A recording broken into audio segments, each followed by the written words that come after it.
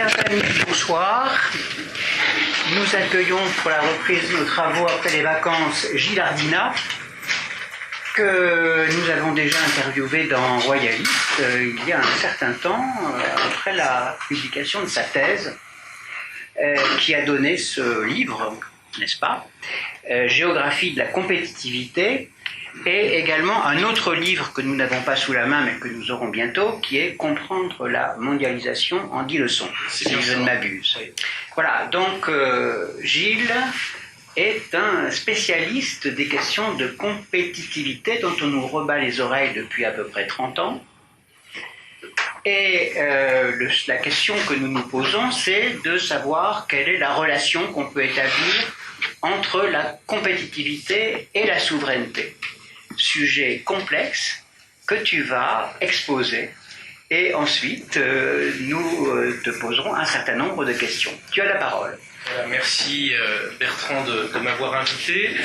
Donc c'est avec plaisir que je vais vous parler à partir donc de mon ouvrage de ce discours sur la compétitivité. Alors si vous êtes attentif à ce qui se dit dans la presse, je ne parle même pas de la presse économique, hein, ça va être la presse généraliste ou les grands médias audiovisuels, ce terme de compétitivité est employé de manière incessante. On vous explique que la France souffre d'un déficit de compétitivité et d'ailleurs, très récemment, les fonctionnaires de Bruxelles viennent, là c'est il y a quelques heures, de mettre une nouvelle alerte sur le déficit de compétitivité dont souffrirait notre pays. Alors Bertrand disait tout à l'heure, je suis un spécialiste de compétitivité, je vais dire plus modestement que j'ai consacré une thèse de doctorat à réfléchir sur ce concept, sachant que c'est une thèse de géographie que j'ai menée. Alors pourquoi mener une thèse de géographie sur la compétitivité ? Parce qu'en fait, ce concept au départ est un concept qui a été créé pour et par les firmes.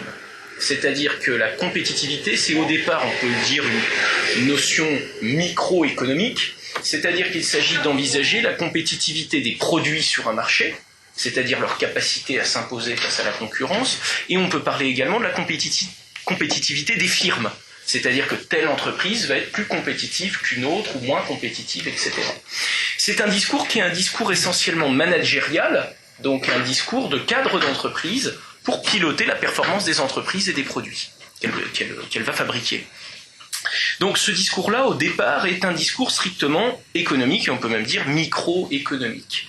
Sauf que, et Bertrand l'a dit depuis une trentaine d'années, s'est opéré dans les années à peu près 80, une migration du discours sur la compétitivité. C'est-à-dire que ce concept adapté à des firmes et à des produits va se transposer sur des entités géographiques. Cette migration, elle s'opère, et c'est le travail que j'ai mené, c'est-à-dire j'ai essayé de comprendre la genèse de ce discours. Ce discours, il naît d'abord essentiellement aux États-Unis. Il naît aux États-Unis puisque c'est dans ce pays qu'au début des années 80, apparaît la première commission présidentielle sur la compétitivité des États-Unis, c'est-à-dire qu'on ne va pas étudier la compétitivité de General Motors ou de Ford, on va étudier la compétitivité des États-Unis en tant que territoire, en tant que nation, en tant qu'économie nationale. Donc, vous voyez, le discours change complètement d'échelle. Et les premiers rapports sur la compétitivité d'une nation naissent aussi aux États-Unis et sont remis aux différents présidents américains dans les années 80. Et ce discours va, comme beaucoup de choses à partir des États-Unis, essaimer à travers le monde, et tout particulièrement en Europe occidentale. Hein, on va retrouver une tendance des dirigeants à parler de la compétitivité dans divers pays du monde, mais c'est particulièrement marqué en Europe occidentale, et notamment dans les institutions européennes. Ces institutions européennes, vous le savez, ont gravé dans les traités le principe de libre-échange, qui va s'approfondir au fur et à mesure de la construction européenne. Et notamment, vous le savez, que la notion de concurrence est absolument essentielle, notamment à la Commission. C'est-à-dire que la Commission veille, comme une mère sur ses enfants, sur le principe d'une bonne concurrence. Il y a un commissaire à la concurrence, et si vous êtes attentif, ce thème-là est absolument central dans la construction européenne. Et donc il est logique que dans un cadre institutionnel européen façonné par cette exigence de concurrence, le discours sur la compétitivité se greffe assez facilement et se développe. Cette tendance des institutions européennes à mettre en exergue l'exigence de compétitivité des États, puisque là, la compétitivité, on va toujours la sous-entendre comme une compétitivité d'un État, d'un territoire, cette exigence va être gravée dans le marbre à partir de 2000 via ce qu'on appelle la déclaration de Lisbonne. À Lisbonne, en 2000, à ne pas confondre avec le traité de Lisbonne de 2007, que vous connaissez tous, un symbole de la démocratie effectivement triomphante de l'Union européenne. Et par contre, la déclaration de Lisbonne, c'est quelque chose de complètement différent, qui est moins connu. C'est en fait l'ensemble des chefs d'État et de gouvernement réunis à Lisbonne qui ont décidé solennellement de faire de la compétitivité un objectif stratégique pour l'Union européenne et ses États membres. Et donc à partir de ce moment-là, on va retrouver le mot compétitivité qui va se diffuser dans l'ensemble des documents européens et des préoccupations des fonctionnaires de l'Union européenne. C'est comme ça, par exemple, que les fonds structurels de l'Union européenne, donc essentiellement le FEDER et le FSE, qui sont, vous savez, en gros, toutes les subventions que l'Europe verse aux différents territoires, vont connaître ce qu'on appelle le fléchage Lisbonne, c'est-à-dire que la distribution de ces subventions doit répondre à un cahier des charges en faveur de l'amélioration de la compétitivité. Donc on a un discours donc, qui se développe dans le cadre européen et qui se décline à l'échelle de tous les États membres. Alors ce discours, on pourrait en faire un historique de tous les pays, on va se concentrer sur la France avec des choses que vous connaissez, puisque vous avez eu par exemple dans les années 2000 le développement de la politique des pôles de compétitivité. Les pôles de compétitivité sont une déclinaison nationale franco-française de cette mode et de ce discours sur la compétitivité nationale. Vous avez eu également un temps la fameuse DATAR. Vous avez tous appris dans les années 60 cette création gaullienne, la DATAR, qui est une agence en quelque sorte d'aménagement du territoire, pour dire les choses simplement. La DATAR, c'est voulant dire délégation à l'aménagement du territoire et à l'action régionale. Cette DATAR, dans les années 2000, elle a temporairement changé de nom pour s'appeler la DIACT, délégation interministérielle à l'aménagement et à la compétitivité des territoires. Donc le mot compétitivité avait même été intégré au mot DIACT. Ce mot DIACT, pour différentes raisons, ne va pas durer et on est revenu au sigle DATAR encore aujourd'hui. Donc on peut toujours parler de la DATAR aujourd'hui sans être anachronique, sauf que le sigle a un tout petit peu changé. Le mot action régionale a été remplacé par attractivité régionale, mais on fait toujours le même sigle DATAR. Tous ces exemples vous montrent qu'à partir des États-Unis, on a commencé à parler de la compétitivité des territoires, de la compétitivité des nations. Ça se duplique en Europe et les États européens aujourd'hui sont très orientés là-dessus. Le rapport gallois, par exemple, commandé par François Hollande et Jean-Marc Ayrault peu après leur élection, avait pour but d'améliorer la compétitivité française. Et je ne vais pas vous faire ce catalogue interminable de mesures et de déclarations sur la compétitivité, puisque vous en avez toujours, et dans la presse, c'est réactualisé. Et donc mon travail est parti d'une idée simple, généralement pour faire une bonne thèse ou pour faire un bon livre, c'est souvent les questions les plus simples qui fonctionnent le mieux, c'est de dire, à partir du moment où le discours sur la compétitivité s'applique à des territoires, c'est un sujet géographique. Et donc l'idée, puisque personne n'avait réfléchi à la dimension géographique de la compétitivité, c'était de combler ce vide en se demandant qu'est-ce que c'est concrètement que la compétitivité d'un territoire, comment ça se mesure, à quelle échelle géographique ça agit, parce qu'il y a la compétitivité des nations, certes, mais lors de Lisbonne en 2000, on parlait de la compétitivité de l'Union européenne dans son ensemble, c'est-à-dire un ensemble supranational. On peut parler de la compétitivité des régions, des agglomérations, des villes, comme Perpignan par exemple, dont le slogan aujourd'hui, le marketing territorial fonctionne à fond. Perpignan, son slogan, c'est maintenant naturellement compétitive. Je vais vous donner un exemple de la déclinaison de cette exigence de compétitivité sur des territoires plus petits. Donc l'idée, c'était de combler ce vide en faisant une cartographie de la compétitivité, une réflexion fondamentale sur ce que c'est qu'un territoire compétitif. Voilà. Et ça a alimenté mes travaux. Et dans ces travaux, j'ai essayé à un moment justement de confronter ce discours sur la compétitivité avec une conception plus traditionnelle du territoire, et notamment au travers de la dimension de souveraineté. Puisqu'une souveraineté se conçoit, vous le savez, sur un support géographique qui est le territoire.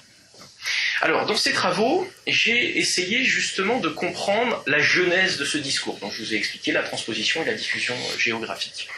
Alors ce discours, comment est-ce qu'il se construit? Ce discours, premier élément, c'est la conséquence, au niveau des territoires, de la mise en place du libre-échange intégral. Alors le libre-échange intégral, c'est ce que j'essaie d'englober, hein. Je dis intégral parce que c'est pas uniquement le libre-échange des marchandises, c'est aussi le libre-échange des capitaux, le libre-échange de la main-d'œuvre, le libre-échange des services.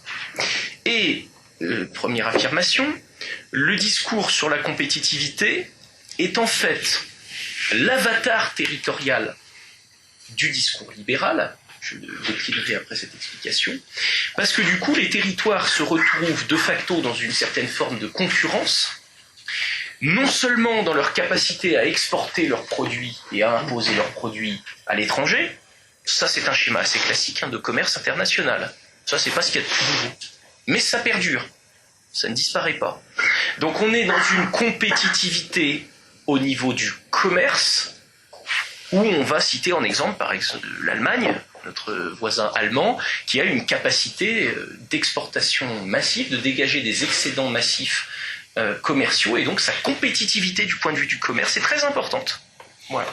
Ça, c'est quelque chose d'assez classique, puisque déjà, vous le savez, dans les systèmes de pensée économique de l'époque moderne, on avait déjà cette vision-là, développée par exemple par Colbert. C'est le système exportateur colbertiste, et donc une économie qui depuis longtemps essaie de penser la compétition du point de vue du commerce. Là où les choses changent à notre époque, et avec ce discours spécifique sur la compétitivité, c'est que la concurrence entre les territoires n'est pas uniquement une concurrence commerciale. C'est une concurrence, et c'est là où ça change, dans l'attraction des facteurs de production qui sont devenus mobiles du fait du libre-échange intégral. Donc pour dire les choses simplement, le libre-échange intégral, c'est-à-dire le fait qu'on commerce sans obstacle non seulement des marchandises, mais également des facteurs de production, ça impose aux territoires d'être compétitifs dans leur capacité à attirer vers eux ces facteurs de production mobiles. Exemple type, la concurrence pour attirer les capitaux. Le territoire doit être compétitif. Alors ça se décline dans mon livre, j'ai essayé de montrer l'articulation avec le discours sur l'attractivité, puisque les deux sont liés. Les territoires sont en compétition pour attirer des financements. C'est-à-dire qu'on va mettre en compétition des territoires pour savoir qui va accueillir tel site, qui va accueillir tels capitaux, tels investisseurs, etc. Et les territoires à différentes échelles se font concurrence pour accueillir ces capitaux. Donc vous voyez qu'on a un changement de paradigme fondamental, puisqu'on n'est plus dans une finance administrée avec le ministère des Finances et le contrôle d'échange qui, de manière directive, dans le cadre par exemple de la DATAR, va guider les territoires sur tel capitaux, sur tel ou tel territoire. On est dans un changement complet où ce sont les territoires qui doivent rentrer dans ce que Michelet appelle la séduction des nations. C'est-à-dire que les territoires doivent attirer à eux des capitaux aux dépens de leurs voisins, dans une finance largement mondialisée. Et donc, la compétitivité, elle se base en partie là-dessus, c'est sur la capacité à attirer des capitaux. Autre élément, c'est la capacité aussi à attirer de la main-d'œuvre, même si ce facteur de production a une mobilité très relative, mais dans certaines branches, dans certaines filières, il y a une compétition pour attirer les talents, dans laquelle on présente souvent, vous savez, les États-Unis comme étant les plus compétitifs de ce point de vue-là, via le brain drain et autres, d'attirer un certain nombre de main-d'œuvre dont on a besoin. Donc la compétitivité, c'est en fait un discours où les pouvoirs publics, les élus à la tête des territoires, vont adapter leur politique pour être compétitifs. C'est-à-dire que dans cette arène concurrentielle, il faut que le territoire soit bien placé pour accueillir les facteurs de production mobile et ensuite pour vendre sur le marché mondialisé ses produits. Voilà. Donc c'est une compétitivité, vous le voyez, la compétitivité des territoires qui est multifactorielle. On est compétitif dans le commerce, des biens, des services, on est compétitif parce qu'on va attirer à soi des facteurs de production. Et donc, cette exigence de compétitivité, elle va imposer une conception renouvelée de l'aménagement du territoire. Vous voyez, là, on est en plein dans de la géographie, de ce que je vous dis. L'aménagement du territoire, dans cette optique, doit être amendé pour rendre le territoire plus compétitif. C'est le but des pôles de compétitivité. Donc ce territoire doit être compétitif, c'est-à-dire qu'au départ, le discours d'aménagement du territoire, c'était dans le cadre d'un capitalisme administré, l'idée que l'État devait agir de manière directive pour permettre un développement harmonieux du territoire. C'était ça le postulat de départ de l'aménagement du territoire, c'est de faire en sorte que les forces du marché ne soient pas les seules à décider de où se fait le développement, de où s'installe telle et telle entreprise, et de comment se répartissent les atouts et les populations. Donc l'aménagement du territoire vise, c'est un discours un peu aussi égalitariste d'une certaine manière, à combattre de trop grandes inégalités de territoire et à organiser de manière harmonieuse avec un postulat qui est que les forces du marché auraient tendance à tout concentrer à certains endroits et en déshériter d'autres, et donc il faut aménager. Voilà. Cet aménagement du territoire passe par des outils classiques, des outils d'incitation fiscale, d'incitation économique, de subvention, de construction d'équipements, je reviendrai là-dessus parce que ça va jouer sur la compétitivité, mais cet aménagement du territoire, sans renoncer à son objectif premier, qui est le développement territorial harmonieux, et non pas anarchique et inégalitaire au niveau spatial. En plus de cette exigence qui perdure encore aujourd'hui, on surimpose cette nouvelle exigence de compétitivité. C'est-à-dire qu'en plus de faire un développement harmonieux, il faut augmenter la compétitivité du territoire. Ce qui n'est pas d'ailleurs sans faire des contradictions, on pourra peut-être en parler au moment des questions. Rajoutez à ça, petite parenthèse, la vogue du développement durable qui arrive à peu près à la même période, c'est-à-dire qu'il faut faire un développement harmonieux, qui permettent d'augmenter la compétitivité du territoire sur le marché européen et mondial, tout en faisant du développement durable. Donc on a un empilement des exigences de l'aménagement du territoire qui rend très complexe cette mission. Donc le territoire doit s'aménager dans le sens d'une amélioration de la compétitivité. Alors concrètement, cet aménagement, comment est-ce qu'il peut contribuer à augmenter la compétitivité de notre entité géographique? D'abord, il y a des choses très concrètes qui sont les infrastructures. C'est concret, notre territoire, c'est un support de la route terrestre avec des frontières. Et pour améliorer la compétitivité, il y a les infrastructures.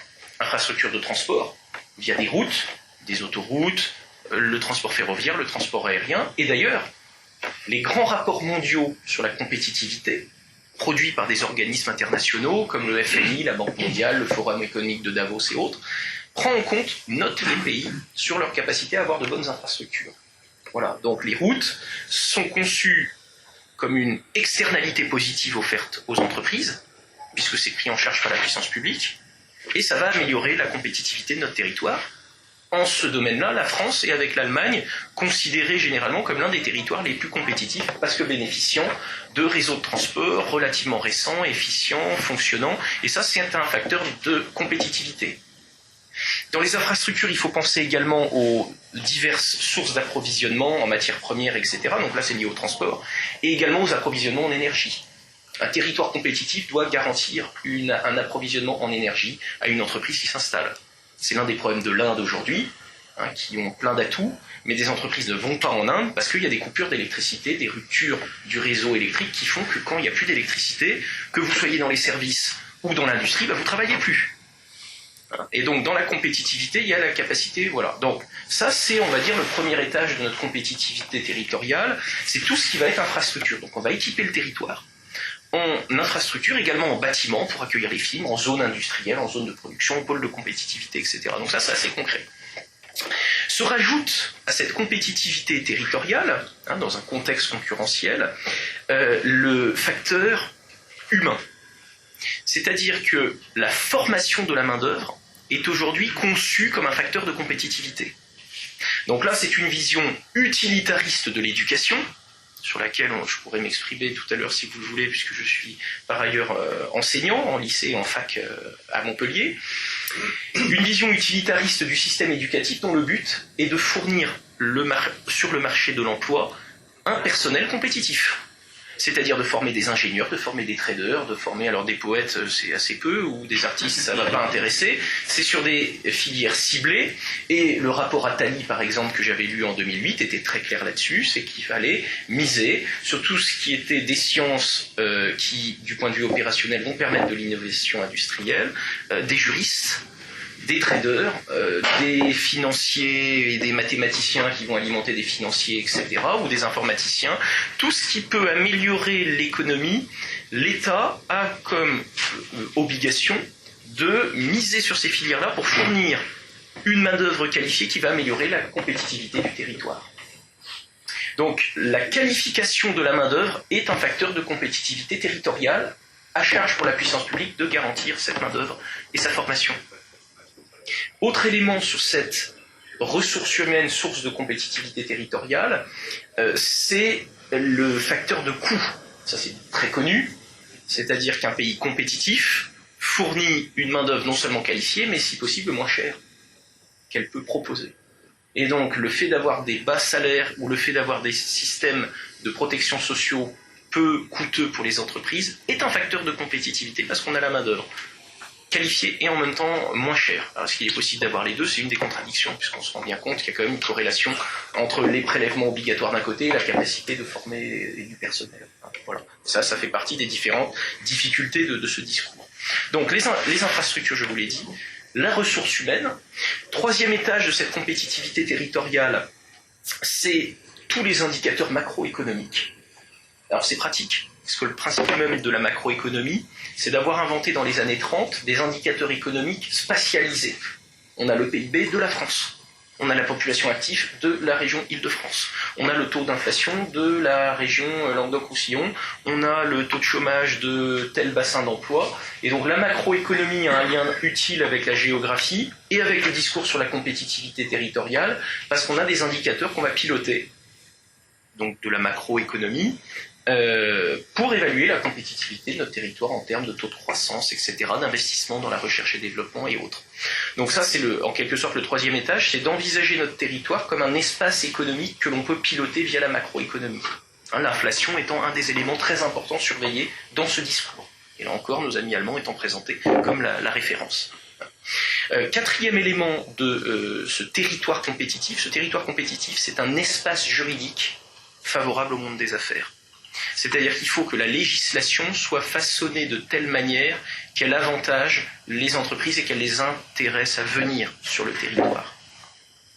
Le droit du travail français étant régulièrement présenté comme un frein à la compétitivité nationale, puisque le monde du travail est considéré comme trop protégé, trop peu de flexibilité sur ce monde du travail. Donc la législation du travail, le CDI comme norme, c'est présenté comme un frein à la compétitivité française par la plupart des audits qui sont faits à ce sujet. Donc le territoire, vous voyez là aussi, on est dans le territoire politique, et on va en arriver tout à l'heure justement au rôle de l'État, doit légiférer, façonner l'ensemble de ce système juridique favorablement au monde des affaires, au monde des entreprises, pour les inciter à venir, avec le moins de contraintes possible, avec le plus d'avantages, et avec, point très important dans ce discours, une législation très protectrice de la propriété privée en général et de la propriété intellectuelle.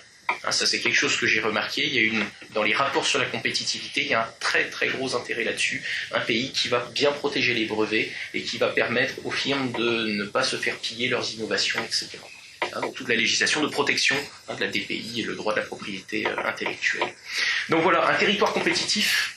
Voilà, et tout ce que je vous dis, c'est en gros, c'est ma thèse. J'ai essayé de comprendre qu'est-ce que c'était. J'ai disséqué à partir des dizaines de rapports que j'ai lus. Je vais citer le rapport Attali, il y en a beaucoup d'autres.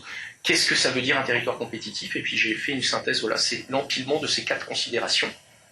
Voilà. Vous remarquez que dans ce territoire compétitif, toute la dimension identitaire du territoire, toute la dimension affective du territoire, toute la dimension paysagère du territoire, enfin tout ce qui en géographie fait normalement le territoire, est complètement mis aux oubliettes. On a une vision du territoire comme un espace de production dans un système concurrentiel généralisé.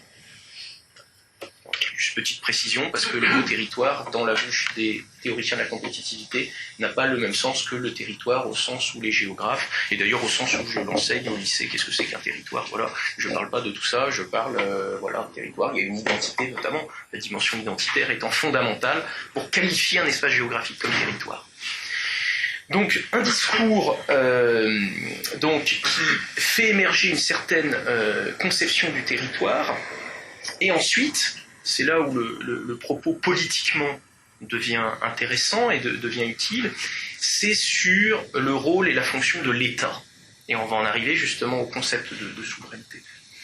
On peut déjà remarquer une chose, c'est que dans ce discours, la puissance publique est dans une situation où elle doit séduire et convaincre les marchés mondiaux. J'ai tendance à dire qu'un pays compétitif, c'est un pays qui répond au cahier des charges d'acteurs transnationaux qui sont les marchés financiers, les firmes transnationales, les agences de notation, etc. puisque la compétitivité est notée, ce qui m'a permis par exemple de faire toutes sortes de cartes de la compétitivité mondiale. Donc nos États sont dans une situation où en quelque sorte ils doivent se conformer à un cahier des charges international. Donc ça c'est le premier problème de souveraineté. C'est-à-dire qu'on a une dynamique qui n'est pas prise souverainement, c'est-à-dire que ce ne sont pas des peuples qui se disent la compétitivité va être un choix de société, va être une valeur collective, va être le slogan qu'on va graver après liberté, égalité, fraternité, compétitivité. C'est pas un processus politique qui va être pensé par l'élite de ce peuple-là comme un facteur d'unité, d'identité. C'est quelque chose qui est systématiquement présenté comme une injonction qui vient de l'extérieur. Donc il y a déjà un premier problème, c'est que cette exigence de compétitivité, quand vous écoutez les discours, c'est quelque chose qui semble imposé de manière inéluctable par la mondialisation. On ne vous demande pas votre avis si vous voulez être compétitif ou pas, c'est comme ça et c'est pas autrement, parce que si vous n'êtes pas compétitif, vous aurez des délocalisations, des déficits, du chômage et in fine vous finirez comme les Grecs, chose qu'on n'a pas du tout envie de subir. Donc c'est un discours qui est présenté comme quelque chose d'inéluctable, d'imposé comme une sorte de rouleau compresseur lié à ce processus plus général de mondialisation. Et donc ce sont aux États de s'adapter.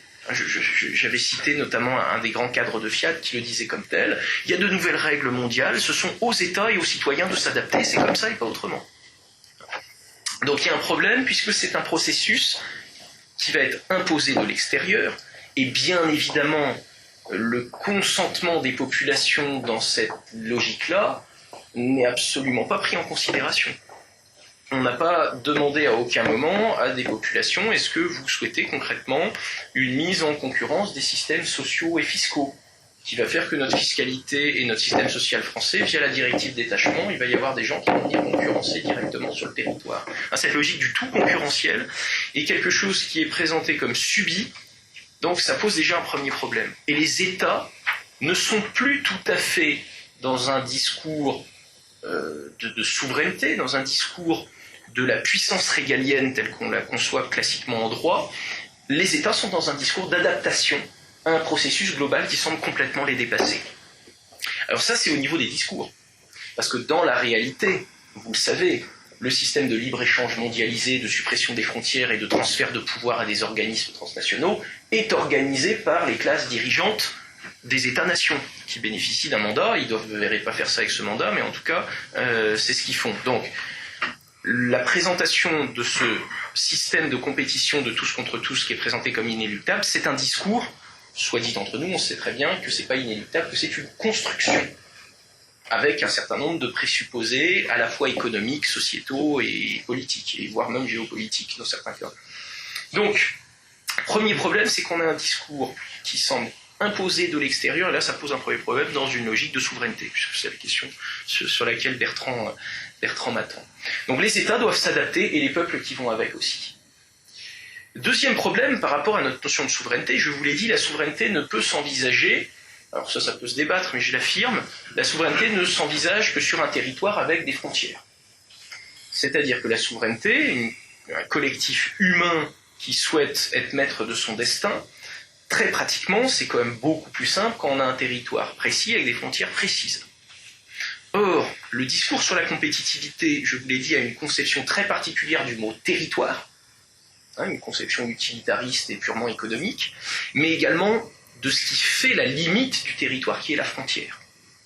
Dans le discours sur la compétitivité, la frontière est perçue comme un obstacle. C'est une posture qui n'est pas nouvelle, qui est une posture libre-échangiste, qui est reprise dans ce discours-là, où très clairement, un organisme comme l'OCDE, par exemple, mais d'autres organismes reprennent cette définition-là, vous explique qu'un territoire compétitif, c'est un territoire qui, dans une situation de libre-échange maximum, donc ça veut dire d'érosion de toutes ces protections douanières et de la frontière symbolique et économique, dans une situation de libre-échange maximum, réussit à continuer à faire de la croissance et du développement. Donc l'OCDE nous dit la compétitivité, au final, c'est de moins en moins de frontières, une ouverture la plus totale, et on est compétitif, donc on continue à croître et à augmenter notre IDH, notre croissance, etc. Et donc, il y a un discours où la frontière est envisagée comme quelque chose de purement négatif, et que plus vous serez libre-échangiste, moins il y aura d'obstacles aux frontières, et plus vous serez compétitif. Donc ce discours sur la compétitivité a une vision négative de ce qu'est la frontière comme objet géographique, comme objet juridique, et une vision totalement ouverte du territoire. Donc là aussi, ça pose un problème, parce que dans une souveraineté sans frontières, là aussi, bon, on va pouvoir en discuter, hein, vous allez peut-être me changer d'avis, j'ai du mal à imaginer ce que peut être une souveraineté s'il n'y a pas de frontières. Hein, là, on parle de frontières économiques, en particulier. La souveraineté, c'est d'être capable à un moment, pour un État, de décider ce qui peut ou pas rentrer. Hein, on va rester là sur le plan économique qui nous intéresse, de décider, de mettre des quotas, des taxes, etc. En gros, de faire du protectionnisme fait partie des attributs classiques qu'un État peut se doter quand ses intérêts sociaux ou ses intérêts géostratégiques sont en jeu. Quand des pans entiers de l'emploi dépendent de telle ou telle filière, le protectionnisme relève d'une décision politique. Et là, on fait une entorse au principe de libre-échange. Quand des entreprises sont considérées comme stratégiques, on fait des listes et il faut que le ministère de l'économie valide les acquisitions qui viennent de l'étranger. Ces mesures de type protectionniste très classiques sont antinomiques du discours sur la compétitivité, où être compétitif, justement, c'est qu'on n'a pas peur. On n'a pas besoin de barrières, on n'a pas peur du marché mondial, on supprime les barrières, les investisseurs étrangers sont les bienvenus, c'est un postulat aussi qu'on peut remettre en question, et donc la frontière en tant que filtre en quelque sorte de ce qui rentre et ce qui sort dans notre communauté politique qui est le territoire, s'efface. Hein, dans le plan, là, le discours est assumé, c'est du libre-échange maximum dans tous les domaines. C'est pour ça que tout à l'heure, je vous ai dit que le libre-échange, c'est l'avatar territorial du libéralisme. C'est qu'en fait, le libéralisme, c'est une théorie économique, et avec le libre-échange comme cœur, il y a plein d'autres éléments, et le marché, en gros, hein, comme acteur principal, finalement, là, le discours sur la compétitivité, c'est la transposition d'une idéologie libérale au territoire conçu comme un support de production économique. Donc, la compétitivité, l'avatar territorial du discours libéral. Parce que maintenant, effectivement, les territoires sont en concurrence les uns contre les autres et on essaie d'abolir les frontières. Voilà. Hein, petite parenthèse, on est dans un système qui est dans une mondialisation qui est nouvelle de ce point de vue-là et qui change radicalement de ce qui se passait au XVIe, XVIIe ou XVIIIe siècle. On est dans un système où ce n'est pas uniquement le libre-échange des marchandises et la mise en concurrence des entreprises par des marchandises. Le discours sur la compétitivité, la mondialisation telle qu'elle existe aujourd'hui, c'est la mise en concurrence non seulement des firmes et des marchandises, mais également la mise en concurrence des systèmes sociaux, la mise en concurrence des systèmes fiscaux, la mise en concurrence des infrastructures territoriales, des main-d'œuvre, des qualifications. On est dans un système de concurrence généralisée. Et justement, le discours sur la compétitivité c'est des hommes politiques qui tentent de s'approprier ce nouveau contexte avec un outil qui serait la compétitivité territoriale, et on s'adapte et on réagit à ce nouvel environnement de la concurrence généralisée. Voilà, parce qu'il y a des possibles délocalisations, parce qu'il y a des paradis fiscaux, parce qu'il y a plein de choses qui font qu'aujourd'hui, l'économie mondiale fonctionne de manière totalement ouverte. Voilà, donc premier problème, je vous l'ai dit, en termes de souveraineté, un processus qui semble imposé de l'extérieur et qui ne relève pas d'une volonté d'une quelconque adhésion. Deuxième problème, la notion de frontière qui est en quelque sorte disqualifiée dans ce discours. Autre élément, c'est la place de l'État dans le système économique.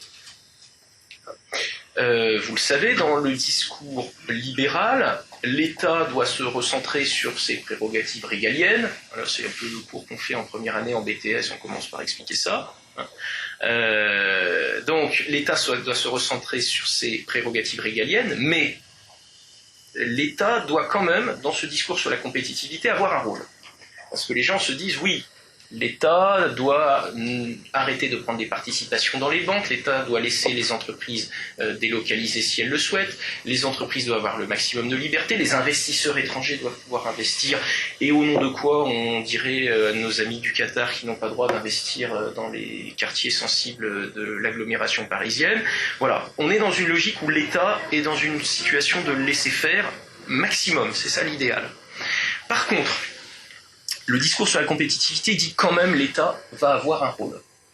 L'État va avoir un rôle justement dans l'aménagement du territoire, c'est-à-dire qu'on n'est plus dans un État stratège, on n'est plus dans un capitalisme administré, on est dans un capitalisme libéral où l'État a une nouvelle fonction qui n'est plus de contrôler directement des entreprises, qui n'est plus de faire le contrôle des chances, qui n'est plus d'interdire tel investisseur de venir, qui n'est plus de faire des listes avec des entreprises qu'on n'a plus le droit d'acquérir quand on est étranger. Ça n'existe plus dans notre système de compétitivité, puisqu'il faut tout mettre en concurrence. Par contre, l'État a un rôle dans le sens où il va être un acteur pour améliorer la compétitivité du territoire. C'est-à-dire que l'État a un rôle économique qui est un facilitateur de l'activité des entreprises et de l'activité économique. Il ne doit pas être contraignant, c'est pas le bâton. Il doit laisser des libertés, mais il doit intervenir en apportant notamment toutes sortes d'externalités. On en revient sur les infrastructures qui doivent être prises en charge par les pouvoirs publics, l'éducation, où on se rend bien compte que c'est au moins pour le primaire, le collège et le lycée aux États de s'en occuper. C'est quand même rare qu'il y ait des théories qui le contestent. Donc l'État a un rôle dans les conditions en fait, qu'il va apporter aux entreprises qui sont susceptibles de se maintenir ou de s'installer sur son territoire. Donc là aussi, c'est une conception minimaliste en fait, du rôle de l'État dans l'économie.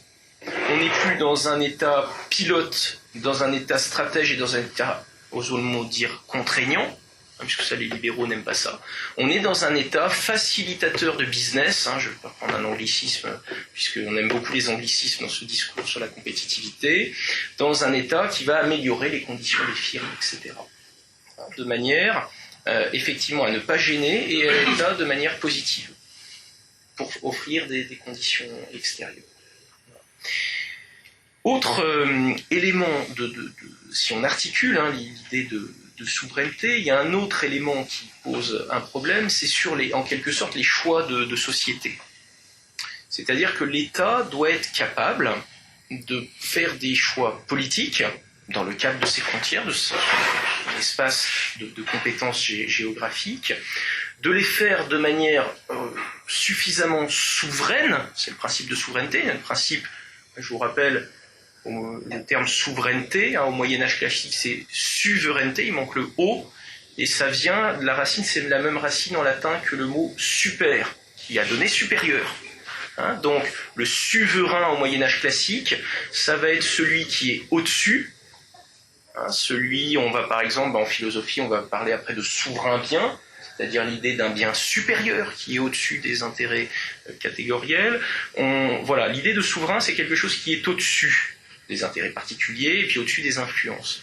Sauf que quand on rentre dans une politique de compétitivité, l'État, en quelque sorte, se soumet à un certain nombre d'injonctions qui viennent de l'extérieur, cette injonction à la compétitivité.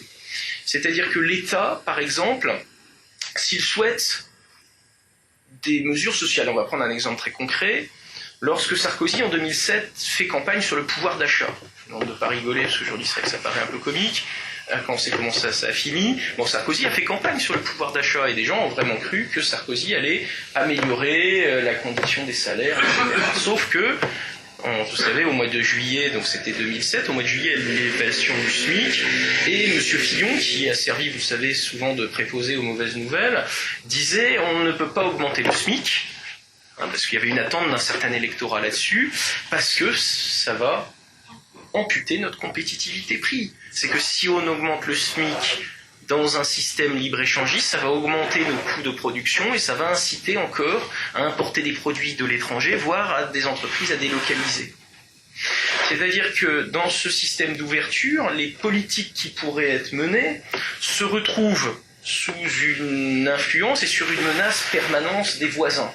Et donc il y a une difficulté pour l'État de prendre des décisions, et on le voit dans le domaine également de la fiscalité. Je vous rappelle que la fiscalité est l'un des attributs de la souveraineté, c'est-à-dire que les rois de France se sont battus pour avoir un impôt d'État, pour prendre le contrôle progressivement. C'est l'œuvre des Capétiens, et ça s'est fait avec violence, ça s'est pas fait pacifiquement. Et donc la fiscalité, le fait de lever l'impôt et d'être légitime pour collecter des impôts, est un attribut de pouvoir symbolique, économique et politique très important. Et toute la réussite des Capétiens est d'avoir de manière croissante concentré le consentement à l'impôt vis-à-vis de l'État et de moins en moins vis-à-vis des grands féodaux, puis celui après de l'Église va disparaître au moment de la Révolution française. Et donc, il y a un lien, notamment sur les questions fiscales, où c'est un attribut de souveraineté. Et bien là, on a une fiscalité qui n'est plus uniquement un attribut de souveraineté, qui est sous une contrainte extérieure. Pourquoi est-ce qu'aujourd'hui, Hollande, qui avait critiqué la TVA sociale, la met en place? Alors certes, elle est un peu différente dans sa présentation, c'est le même principe. C'est parce qu'on est dans un système où on ne décide pas de la fiscalité souverainement, on a une fiscalité sous contrainte extérieure. Et la TVA sociale, qu'est-ce que c'est? Je vous rappelle, pour ceux qui, je pense que la plupart d'entre vous connaissent le principe, la TVA sociale, c'est l'idée d'augmenter la TVA, c'est-à-dire l'impôt sur la consommation, sachant que le consommateur, lui, est quelqu'un de peu mobile, c'est-à-dire celui qui va faire ses courses, et voilà, je sais pas, dans cette bouteille-là, on va pas aller à Singapour l'acheter parce qu'elle est moins chère à Singapour. La consommation finale est quelque chose de relativement enraciné. Et le consommateur final n'a pas le loisir de prendre des jets privés comme le font l'hyperclasse mondialisée. Donc, le consommateur final qui lui est peu mobile, on va augmenter la TVA, donc l'impôt sur la consommation, ce qui dégage théoriquement, faudrait-il encore qu'il y ait suffisamment de croissance, mais en théorie ça dégage des ressources fiscales supplémentaires, et ces ressources fiscales, elles servent à baisser les charges, c'est-à-dire les cotisations, sur les salaires. C'est-à-dire que les entreprises vont payer moins de charges quand ils embauchent un employé. L'idée de pacte de responsabilité qui est en train d'être développée, c'est ça. Le CICE, crédit d'impôt compétitivité emploi, l'une des grandes mesures phares de Hollande, c'est ça. Le CICE, c'est d'alléger la fiscalité qui porte sur les entreprises, mais il faut bien, ce manque à gagner fiscal, le faire peser, et on le fait peser, c'est une des critiques de cette TVA sociale sur la consommation. Donc, on voit un président qui, quoi qu'on en dise, a été élu avec un certain nombre de voix, qui avait pris position contre la TVA sociale et qui, au total, fait la TVA sociale parce que sa politique fiscale est enclenchée dans un processus général de concurrence. On sait d'ailleurs très bien que nos amis allemands, et on le sait moins, les Danois l'avaient fait, mais voilà, c'est plus petit, on est moins directement concernés. Les Allemands ont énormément gagné en compétitivité en appliquant cette stratégie de TVA sociale. Impôt sur la consommation qui augmente et baisse des charges qui portent sur les entreprises. En gros, c'est une politique de stimulation de l'offre et de dépression de la demande, donc ce qui impose, on pourra reparler du modèle allemand, c'est un sujet dont vous avez beaucoup parlé, je sais, dans les colonnes de votre journal. Voilà, donc on a une fiscalité sous contrainte extérieure. Alors, comme le temps m'est compté, et je sais que Bertrand est précis en matière de voilà, non, mais tout à fait, voilà, non, mais il faut être précis sur le temps. Donc on va pouvoir justement faire une synthèse et conclure. C'est de dire en gros, le discours donc sur la compétitivité territoriale, ou la compétitivité nationale, c'est-à-dire le fait qu'un territoire doit être compétitif. C'est le nouveau discours à la mode des dirigeants, et c'est un discours qui est souvent d'ailleurs utilisé pour justifier aux yeux de l'opinion des mesures souvent impopulaires. La TVA sociale, alors la TVA sociale, c'est Merkel qui l'a faite, sachant que les lois Hartz de mémoire, c'était Schröder avant. Bien évidemment, c'est pas populaire, mais grâce au discours sur la compétitivité, on dit on vous demande des efforts, on fait une mesure anti-populaire qui va éroder votre pouvoir d'achat, mais ça va augmenter la compétitivité et in fine, ça va créer de l'emploi, etc. Donc ce discours sur la compétitivité territoriale, il est paradoxal. Parce qu'à la fois, on aurait l'impression que c'est le nouveau patriotisme économique. Dominique de Villepin s'était beaucoup investi lors de la création des pôles de compétitivité. Et bon, après ça a mal fini politiquement pour lui, mais le temps qu'il a pu le faire en tant que Premier ministre, puisque c'est les premiers ministres qui pilotent, c'est interministériel, les pôles de compétitivité, donc compétence du Premier ministre, il avait beaucoup insisté là-dessus, et il en avait fait vraiment le nouveau nationalisme, le nouveau patriotisme économique. On pourrait dire, oui, le fait d'être compétitif, la compétitivité territoriale, ce serait le nouveau nationalisme économique, le nouveau patriotisme économique. Dans le discours, ça sonne là-dessus. On se mobilise, voilà, sur le territoire tous ensemble pour améliorer l'économie française dans son ensemble. Ce serait un peu fédérateur, galvaniser les troupes autour de cet idéal-là. Mais le paradoxe, c'est que derrière cette vitrine qui pourrait parfois avoir une connotation patriotique, il y a plutôt un discours de renoncement de la puissance publique qui s'en remet finalement à un rôle assez réduit, une conception imposée effectivement de l'étranger, et finalement on peut se dire que la compétitivité, c'est justement un discours d'accompagnement, de renoncement à des pans de souveraineté, excusez-moi. Donc la compétitivité, c'est un discours qui accompagne un certain renoncement de la puissance publique, qui, ne faisant plus de protectionnisme, qui n'étant plus directif sur le contrôle de telle ou telle filière, qui ne nationalisant plus, qui ne pouvant plus utiliser les outils classiques du nationalisme économique, tel que pratiqué par un Colbert, qui vous voulez, donc le nationalisme économique classique, et va se replier sur un nationalisme économique de substitution, qui est ce discours sur la compétitivité. C'est une espèce d'enrobage rhétorique des renoncements de la puissance publique avec, au final, un discours, voilà, c'est comme ça, il faut s'adapter, être compétitif, on n'a pas le choix, parce que sinon on disparaît. C'est là que c'est un peu dangereux, c'est qu'on a l'impression qu'on est acculé à la compétitivité, que sans compétitivité, on ne va pas s'en sortir.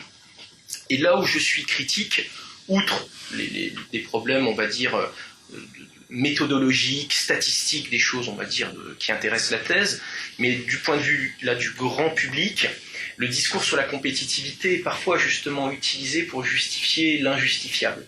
Je vous donne un exemple d'un cas que vous connaissez tous très bien à l'ANAR, le cas de la Grèce, où les Grecs n'ont pas compris tout de suite les baisses de salaire pour tout le monde. Alors les Grecs se disent, on baisse les salaires pour les fonctionnaires. Ça a une certaine logique, puisque le but est que l'État baisse son déficit. On est d'accord que c'est l'État qui paye les fonctionnaires. Donc moins de fonctionnaires et des fonctionnaires moins payés, on est d'accord que ça va baisser le déficit. Bon. Les retraites, c'est la même chose, puisqu'on peut se dire que c'est un système de solidarité qui transite par l'État, etc. Bon, on baisse les pensions de retraite. Mais par contre, au nom de quoi, quel est le rapport avec le déficit grec de baisser les salaires de manière massive dans le privé, c'est-à-dire des entreprises qui n'appartiennent pas du tout à l'État, qui sont des entreprises purement privées, les salaires ont été aussi baissés en Grèce dans le privé, des baisses de salaires non exclusives aux fonctionnaires, mais appliquées également à des pans entiers de l'entreprise privée.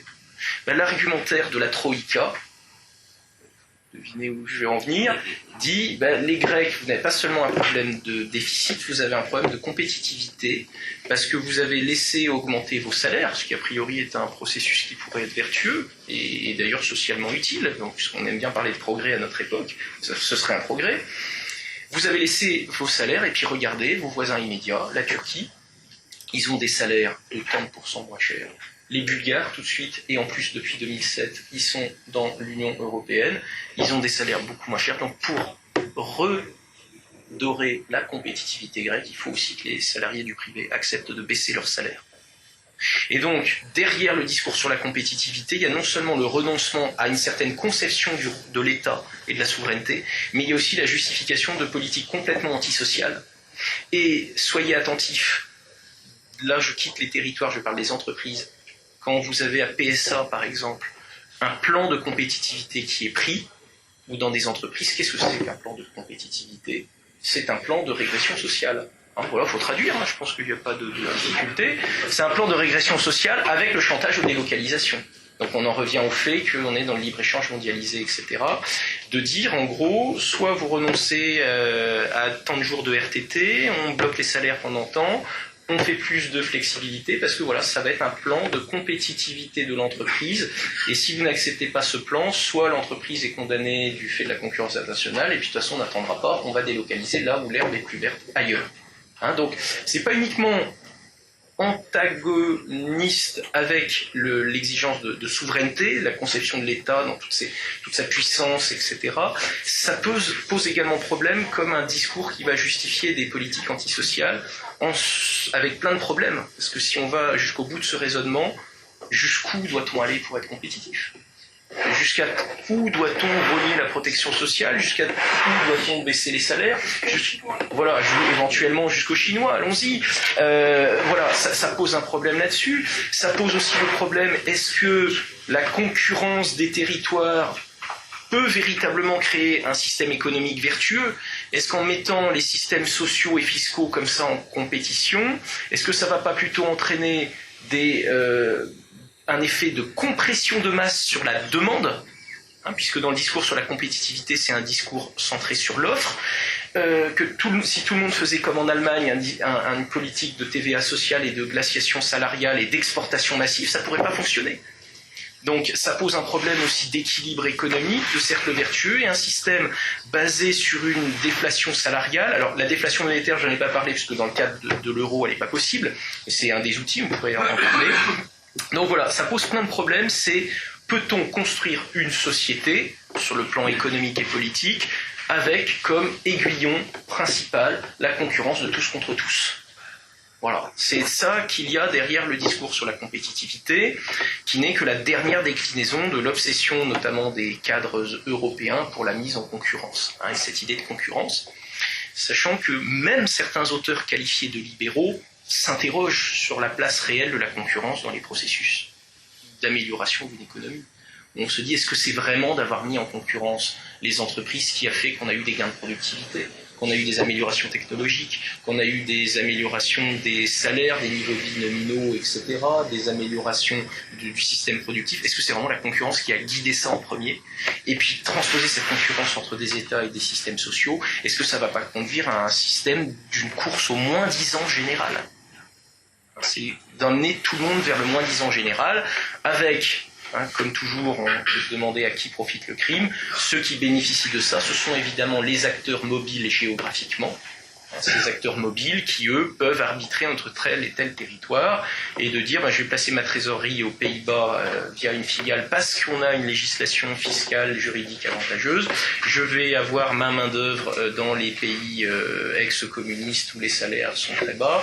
Je vais avoir mes clients dans tel pays. Puis on dispose internationalement, on optimise internationalement, mais est-ce que c'est un système véritablement viable de mettre en concurrence comme ça tous contre tous?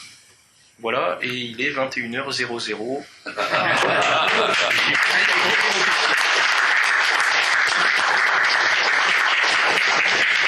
Merci Gilles. Le débat est ouvert, c'est Hervé qui l'anime. Je vous en prie. Oui, monsieur. Oui, moi j'ai une question par rapport à l'éducation. Vous, en tant qu'enseignant, par rapport au lycée et en fac, comment est-ce que vous percevez exactement cette colonisation de compétitivité dans les instances éducatives françaises? Moi, je pense par exemple à la mise en option d'histoire-géographie au bac pour les classes de terminale S, par exemple.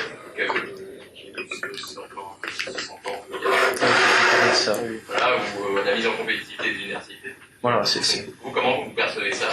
Voilà, alors, pour l'instant, et c'est une des choses qui est rassurante sur ce discours sur la compétitivité, c'est que c'est un discours qui est souvent incantatoire, c'est-à-dire qu'on parle de compétitivité, mais très concrètement, soit il ne se passe pas grand-chose, fort heureusement, malheureusement c'est toujours le cas, soit il ne se passe pas grand-chose, soit on prend des mesures qui ne sont pas innovantes, au lieu d'appeler ça du développement, au lieu d'appeler ça de la performance, on appelle ça de la compétitivité. Soit on fait rien ou pas grand-chose, ou soit on fait des choses qui existaient déjà en appelant ça des outils de compétitivité. C'est l'exemple des pôles de compétitivité qui reprennent des programmes. Il existait à l'époque de Jospin les SPL, les systèmes productifs localisés. C'était tout à fait la même théorie, c'était strictement la même chose, le même type de financement. Et sauf que on a créé les pôles de compétitivité après. Voilà, on fait du neuf avec de l'ancien. Alors ça, cet aspect incantatoire sur le système éducatif, il reste assez massif et on peut s'en réjouir quand on est attaché à une conception plus traditionnelle de l'éducation et de l'enseignement. Alors, les éléments par contre que l'on voit, c'est effectivement dans le cadre des classements des universités, c'est la mise en concurrence des universités, sur des critères d'ailleurs très très contestés et contestables. Voilà, il y a cette idée-là, et qui conduit par exemple à justifier le mouvement. Je veux dire, Madame Pécresse, qui a piloté, vous savez, la LRU, alors c'est la loi alors attendez, je me rappelle plus. Enfin, la responsabilité des universités. Voilà, je me rappelais plus le si. Voilà. Et donc cette loi-là, je la cite, elle disait que ça allait améliorer la compétitivité de l'économie française, d'autonomiser les universités. Donc ça va justifier des réformes. Alors on voit pas trop d'ailleurs le rapport avec la compétitivité quand on y réfléchit, hein, mais bon, fort heureusement aujourd'hui, cette vision utilitariste et ultra concurrentielle, elle reste assez superficielle. Néanmoins, il est très clairement dit, et je vais reparler de Jacques Attali, qui a l'immense mérite de dire tout haut ce que beaucoup n'osent pas dire. Parce qu'il ne se présente plus à des élections, donc il peut se lâcher, Jacques. C'est de dire, voilà, en gros, toutes les matières qui ne servent à rien, on en fait un peu pour amuser la galerie, on ne va pas tout supprimer tout de suite, mais il faut miser sur ce que l'économie mondialisée valorise aujourd'hui. Donc notamment des juristes d'affaires, hein, c'est très important, des sciences, tout ce qui va être utile à l'économie. Alors et ça pose un véritable souci, puisque notamment aujourd'hui, via l'autonomie des universités, les grosses facs de lettres, comme vous en avez à Paris, chez moi c'est Montpellier 3, à Rennes c'est Rennes 2, ces grosses universités littéraires, n'ayant pas, par les matières qu'elles enseignent, de possibilités de financement privé, parce que quelle entreprise privée va financer une thèse de philosophie, hein, de savoir voilà, la relation entre Aristote et Platon, les différences, etc. Qui va financer ça? Même chose sur l'archéologie, l'histoire de l'art, tout ce qui n'est pas immédiatement mobilisable dans la sphère marchande, du coup, pose problème. Et là, il y a un vrai problème de financement, c'est que les grosses universités littéraires sont en déficit structurel tout un. C'est pas uniquement lié à la personnalité des présidences, on peut par ailleurs effectivement on peut leur demander des comptes. Voilà, parce qu'il y a une vision utilitariste où c'est les matières utiles à l'économie que l'on va utiliser. Donc vous voyez quel renversement de perspective. On a eu toujours, vous savez, c'est l'idée de Platon qui voulait pas des sophistes et en gros de tout ce qui était marchand, hein, dans l'enseigne de ce qu'il faisait. Là, on est dans quelque chose de complètement différent. Alors, il peut y avoir, sur le principe, chacun est d'accord qu'il doit y avoir des liens entre le système éducatif et le monde de l'entreprise. Hein, le but du système éducatif, c'est aussi d'insérer professionnellement, c'est pas le problème. Mais c'est de faire attention, de ne pas en arriver à une extrémité où on viendrait à négliger tout ce qui n'est pas valorisable économiquement tout de suite. Ma matière en fait partie. Hein, l'histoire, ça ne sert pas à grand-chose dans la sphère marchande, il faut dire ce qui est. Hein. Au profit, voilà, de cette vision complètement utilitariste, puisque l'éducation n'a pas uniquement pour but de former de la main-d'œuvre compétitive, hein, n'en déplaise peut-être à certains, elle a pour but, dans notre monde moderne, de former des citoyens, et puis avant, de transmettre la culture, la civilisation sur des choses qui ne sont pas du tout utilitaristes pour le coup, hein, qui sont des éléments, qui sont des éléments d'enrichissement personnel, mais un enrichissement personnel qui n'est pas monétaire. Donc voilà, il y a un risque là-dessus. Et juste pour finir pour le bac S, il y a eu une tentative c'est pas une tentative, il y a eu une mise en place effectivement de la suppression de l'histoire-géographie en terminale S, c'est-à-dire qu'en gros, les terminales, les premières S passaient le français et l'histoire-géo, donc c'était un recul. Le gouvernement, pour marquer sa différence avec ce qu'a fait Sarkozy et puis ses ministres, hein, notamment Châtel, a remis l'histoire-géographie en terminale, mais si on y regarde en détail, entre la première et la terminale, si on additionne, puisqu'en gros il y a respectivement 2h30 maintenant et 2 heures en terminale, donc au total 4h30 par semaine d'histoire-géographie. Dans la version Sarkozy, il n'y en avait plus en terminale, mais il y en avait 4 heures par semaine d'histoire-géo. Donc beaucoup de ramdam pour passer simplement de 4 heures à 4h30 d'histoire-géo si on lisse sur l'année. Donc ça a été très médiatisé, il y a eu toute une polémique, mais il faut aussi relativiser la chose. Voilà. Mais pour revenir sur Attali, justement, il a publié une note beaucoup étonnée, parce que c'était opposé à la mise en place, vous savez, de l'anglais dans les universités, enfin au développement de formation en anglais directement, la loi Fioraso, qui était pleinement dans cette logique. Voilà, qui est pleinement dans cette logique, effectivement, hein, de former les main-d'œuvre du système mondialisé, ça c'est clair. Alors là, je sais pas, je n'ai pas le bonheur de connaître Jacques Attali, mais pourquoi il s'est opposé? C'est vrai que par rapport à tout ce qu'il défend, ça peut paraître surprenant. Voilà, c'est surprenant. C'était sur son blog. Voilà. Christian. Oui, alors moi je travaille dans l'enseignement supérieur, la recherche, et j'ai sur cette question un point de vue totalement différent. Le désastre est acquis Et c'est absolument effroyable. C'est-à-dire que aujourd'hui, tout est mis en concurrence, mais c'est au point que ça détruit le système. On est tellement à passer du temps à chercher de l'argent qu'on ne peut plus travailler. Et ça en est au point que la semaine dernière, j'ai reçu un texte écrit par un comité d'éthique du CNRS. J'ignorais que ça existait. Et qui dit ceci, il dit, je l'ai dit d'ailleurs, on n'a plus de temps pour faire du travail, les chercheurs sont tellement expertisés, estimés sur leur production qu'ils ne prennent plus de risques, et donc par conséquent on ne peut plus faire des choses novatrices. C'est pas moi qui le dis, hein, c'est un comité du CNRS. Et au lieu de reconnaître que c'est un problème politique, il dit c'est un problème éthique de la recherche, et il faut proposer des solutions dans le cadre de ce qui existe pour permettre de faire en sorte que, quand même, quelques chercheurs puissent encore faire de la recherche. Or, tout a été fait systématiquement pour détruire toute activité intellectuelle, à commencer par l'anglicisation générale des publications, qui font qu'aujourd'hui, publier, c'est transmettre automatiquement tous ces projets, toutes ces connaissances à l'ennemi. C'est-à-dire que c'est non seulement nos publications qui passent forcément par des comités d'évaluation anglo-saxons, mais grâce aux appels à propositions, aux appels d'offres, ce sont les projets des gens. Quand on écrit un projet de recherche, on doit dire quels sont les résultats attendus scientifiquement dans 5 ans et quels sont les résultats attendus industriellement dans 5 ans. Comme si moi je savais ce que dans 5 ans je vais trouver, d'une part. D'autre part, il est évident qu'à partir du moment où on pilote la recherche de cette façon-là, il n'y a plus aucune possibilité, même dans les sciences, de faire des innovations. Alors, le système a été pensé, il ne faut pas croire que ça s'est fait tout seul, il a été pensé à l'imitation du système anglo-saxon. Pourquoi ? Parce que ceux qui fabriquent la monnaie, ce sont les anglo-saxons. Et moi, j'ai des collègues qui me disent « Ah, mais moi, j'en ai assez de ce système français, je vais partir en Amérique !» Mais je ne peux pas parce que j'ai mes petits-enfants qui... Bon, ils auront toujours un prétexte pour ne pas le faire. Ils ont profité toute leur vie du système français. Mais la contradiction qu'ils ne voient pas, c'est parce qu'ils ne veulent pas la voir, et qu'aucun homme de gauche nous dit, c'est qu'à partir du moment où on a laissé, en 71, le faux monnayeur avoir pleine latitude de fabriquer de la monnaie de autant qu'il veut, nous sommes placés dans une situation qui structurellement nous mène à la mort. Et l'université française va simplement disparaître si nous continuons comme ça.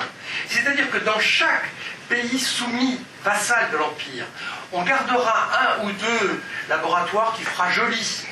Et quand les gens diront « mais on nous pille », mais non, voyons mon ami, vous êtes très raisonnable, vous êtes excellent dans telle ou telle spécialité, vous les Italiens dans des trucs, vous les Français dans des trucs. Mais la réalité, c'est que la concentration de la connaissance, elle se fera dans le centre de l'Empire, et c'est voulu. Et pour répondre à la question de l'attitude d'attaquer ces gens sur lesquels ils se travaillent, vous disiez qu'il y en a qui se lâchaient. La mère Pécresse, elle a les sphincters complètement ouverts. Elle s'est lâchée comme c'est pas permis.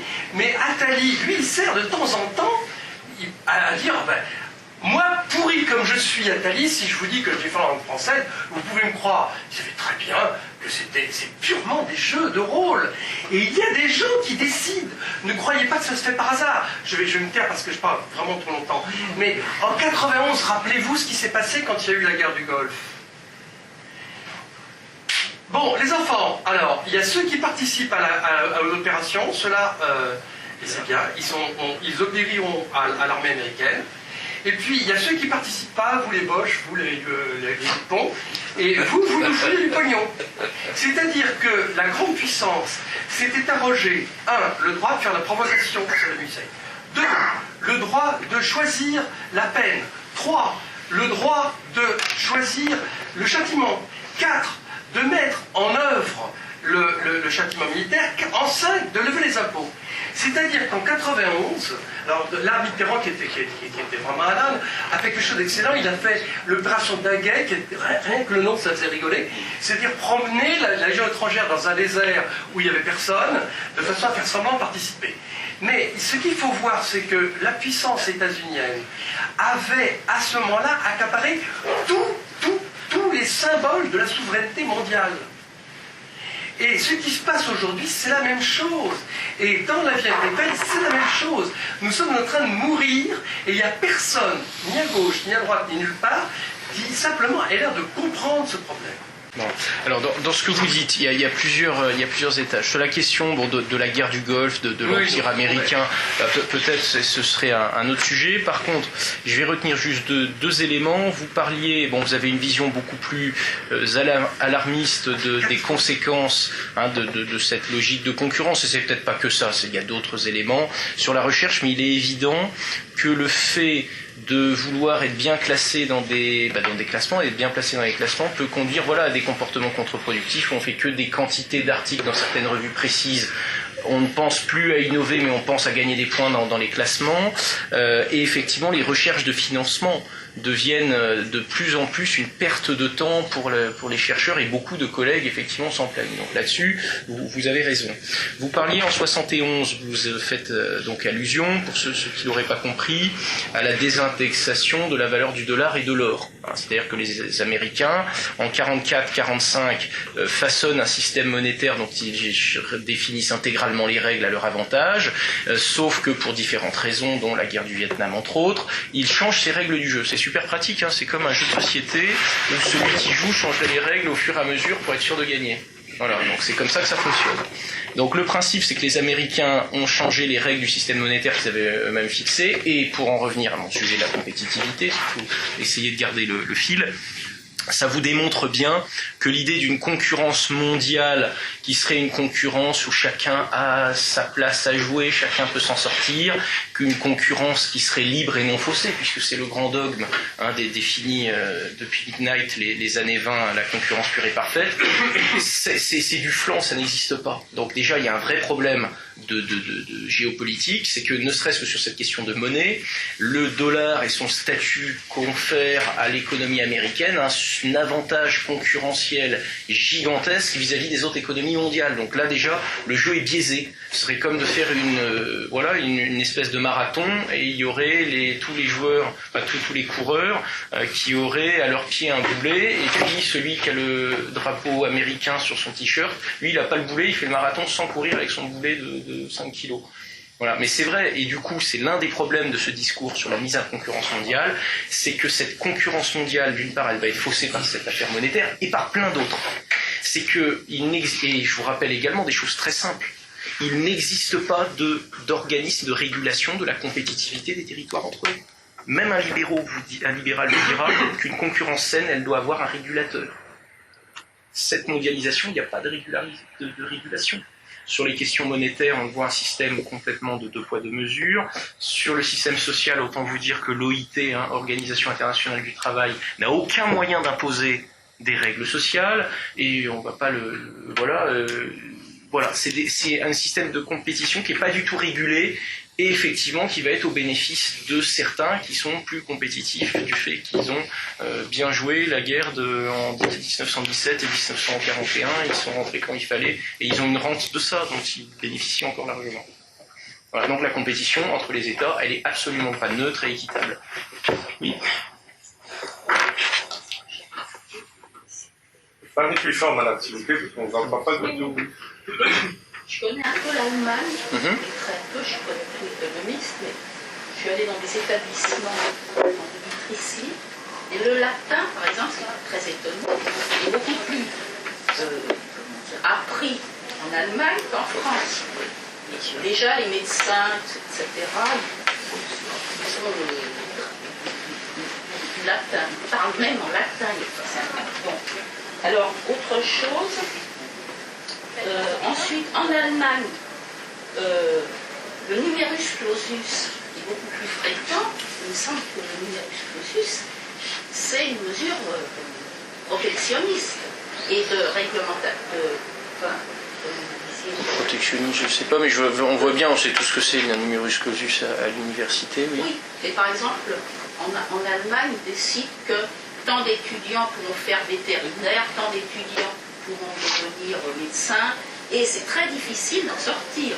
Alors, ce qui fait que pendant 2 ans, ils vont faire vétérinaire, et ensuite ils s'inscrivent sur une liste d'attente, etc. Et donc, en Allemagne, il y a aussi le paternalisme. Donc, c'est un peu plus paternaliste dans l'entreprise qu'en France, donc il y a un consensus. Les syndicats et et autre chose, en Suisse, alors c'est pas l'Europe, la Suisse, ils prennent des mesures, en Autriche aussi, pour réglementer l'accès à l'immobilier, par exemple. Les étrangers ne peuvent pas acheter, comme en France, il me semble que tout le monde peut acheter. Le monde entier, il suffit d'avoir de l'argent, on achète ce qu'on veut. En Autriche, en Allemagne, j'en sais rien, mais en Autriche, par exemple, vous voulez acheter un appartement dans tel village, eh bien, si vous n'êtes pas européen, vous ne pouvez pas, en principe, parce qu'il y a les passe-droits, c'est-à-dire les hommes de paille pour les Russes qui ont beaucoup d'argent, etc. Et ça va à l'encontre, me semble-t-il, du livre, du libéralisme. Et je me demande comment d'ailleurs ils ont pas de parce que ça va à l'encontre des lois européennes. Peut... Oui, c'est étrange cette histoire, ça mériterait une enquête. Moi je connais ces pays et je connais des gens qui ont pu acheter, ils n'ont pas pu. Et en Suisse c'est connu. En Suisse, si vous pouvez acheter, si vous devenez résident permanent, mais si vous dites c'est ma maison de campagne, ils ne veulent pas. Et les référendums actuellement en Suisse, ça a été ça. Ils veulent pas des villes fantômes, etc., où des gens ne viennent que 2 mois par an. Alors, oui. Non, c'est moins cher qu'à Paris, figurez-vous. Je suis allée en Suisse récemment, ou alors Genève, c'est hors de prix, mais il y a d'autres. Alors, à part ça, je pense que la culture générale, c'est très important, et que s'il n'y a plus de personnes qui ont une certaine culture générale, tout va s'écrouler un jour.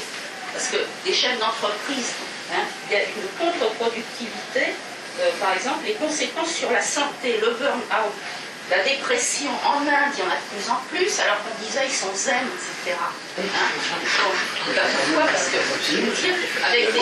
ils sont virés, les gens sont stressés en permanence, c'est affreux. Madame, on va peut-être laisser Gilles répondre à... Les États-Unis ont, de plus en plus dans les entreprises, on fait du sport, du yoga, de la sieste, du sport, pour augmenter la rentabilité. Et les handicapés en France, eh bien, les CESAC, le travail productif, eh bien maintenant ça devient de la compétitivité et on vire les personnes qui ne sont pas compétitives dans les CESAC. Bon, je t'en prie. Alors là, c'était pas une question, c'était un peu une sorte de catalogue d'exemples personnels que vous avez connus. Simplement, oui, sur le cas allemand, c'est vrai que l'Allemagne est présentée comme le modèle de compétitivité à suivre. Hein, la manière dont, d'ailleurs c'est amusant hein, pour l'anecdote, puisque vous vous souvenez que Sarkozy, pendant sa campagne, avait pris comme modèle plutôt le monde anglo-saxon. Hein, notamment voilà, le Royaume-Uni, les États-Unis, etc. Il avait notamment montré que les États-Unis avaient un modèle d'accession à la propriété pour les populations peu argentées qui était un véritable modèle et une vraie réussite. Non mais voilà, c'est ce genre de choses qu'il faudrait rappeler. Hein, et bon, il n'y a pas besoin d'enregistrement bidon, de tout ça, il l'a dit devant des micros. Hein, ça suffit largement. Bon. Et en fait, quand est survenue la crise de 2007-2008, il était beaucoup plus difficile pour lui de présenter le monde anglo-saxon comme un modèle, et donc l'Allemagne est devenue, j'ai observé ça à l'époque, hein, est devenue son modèle de substitution. Et donc il n'a fait que parler de l'Allemagne, le modèle allemand, la convergence des modèles franco-allemands, Fillon aussi est très... Et voilà. Donc il y a un modèle allemand, bon, vous savez ici hein, que c'est un modèle à double tranchant, qui pose des tas de soucis. Voilà, je vous en avais parlé moult fois dans la nouvelle, dans votre journal. Voilà. Oui, ce que je voulais dire à la fin de votre exposé, vous posez la question, est-ce que ce mode de développement libéral, concurrence mondialisée peut faire le bonheur de la planète? Et ça m'a rappelé cette campagne, il y a une dizaine d'années, que vous avez peut-être perçue à Montpellier, nous l'avons vu à Paris. Vous avez une campagne d'affiches, vous voyez un petit noir affamé, avec des yeux énormes. Oui, tout à fait globuleux. Un vert, et je ne suis pas assez compétitif, c'est ça. Tu mangeras quand tu seras compétitif. Oui, je me souviens. Et c'est vrai que la compétitivité, c'est comme le marathon de Paris, il y a un premier, et puis il y en a beaucoup qui traînent, il y en a qui arrivent très très longtemps après, et ça ne peut pas être un modèle. Voilà. Alors ce que tu dis est vraiment au cœur des discours sur la compétitivité, parce que les rapports font des classements. J'en ai pas du tout parlé, j'ai beaucoup étudié ces classements, savoir comment ils sont construits et tout ça. Et effectivement, le principe même de classer, ça veut dire qu'il y aura un premier, un deuxième, et tout en bas, un avant-dernier, un dernier. Donc c'est une vision hiérarchique du monde qui, effectivement, sous-entend qu'il y a toujours des gagnants et des perdants. C'est pareil dans un système d'exportation massif, on peut pas être tous exportateurs en même temps. Il y a des exportateurs et forcément, à l'autre bout de la chaîne, des importateurs. Pour qu'il y ait la performance allemande, il faut qu'il y ait la contre-performance italienne, française et espagnole pour absorber les produits allemands. Et donc, dans ce discours sur la compétitivité, c'est l'un contre l'autre. Et donc cet aspect-là peut être aussi critiqué, parce que c'est d'envisager le développement économique aux dépens des autres. On leur pique des parts de marché, on leur pique des entreprises à des délocalisations, c'est pas forcément constructif, et ça va pas dans le sens du discours, par exemple, européiste, où l'Europe serait, l'Union européenne serait une amitié entre les peuples. D'ailleurs, certains disent que dire de faire une union dont la pierre angulaire est la concurrence de tous contre tous, c'est pas une union. Donc certains vont même jusqu'à contester le fait que ce soit véritablement une union, mais une mise en... Voilà. Monsieur. Il y a Raoul aussi, d'abord. Oui. Alors, je crois que monsieur avait chacun. Allez. Permettez Raoul, je crois que... Et ce sera Raoul. Qui avait levé la main avant. Moi, d'avoir perturbé le début de la conférence à cause de mon retard. Désolé. Et j'avais remarqué, en fait, je voudrais me faire l'avocat du diable. En fait, sur le fond, les idées très proches de celles que vous avez faites. Beaucoup de gens ici, je peux comprendre. Néanmoins, votre argument, c'est la compétitivité, le concept qu'on nous inculque, cache l'expression dans l'idéalisme très proche de celui de Walras. Et ça a des conséquences, en fait, qui sont possiblement néfastes si, justement, les producteurs ne sont pas les consommateurs, ce qui, dans une économie mondialisée, est tout à fait possible. Donc, sur le constat terrible de la solution négative de l'équation libérale, je vous suivrai tout à fait. Néanmoins, quelle alternative peut-on envisager, surtout si on regarde dans le passé? Est-ce que un discours où justement on refuse une soumission à une compétitivité, comme vous l'avez très bien montré, qui non seulement ne veut rien dire, en plus c'est assez dangereux, et même des connotations politiques assez fermes. Il faut voir qu'on va faire en sorte que les riches soient un petit peu plus riches, et donc les autres un petit peu plus pauvres. Pardon?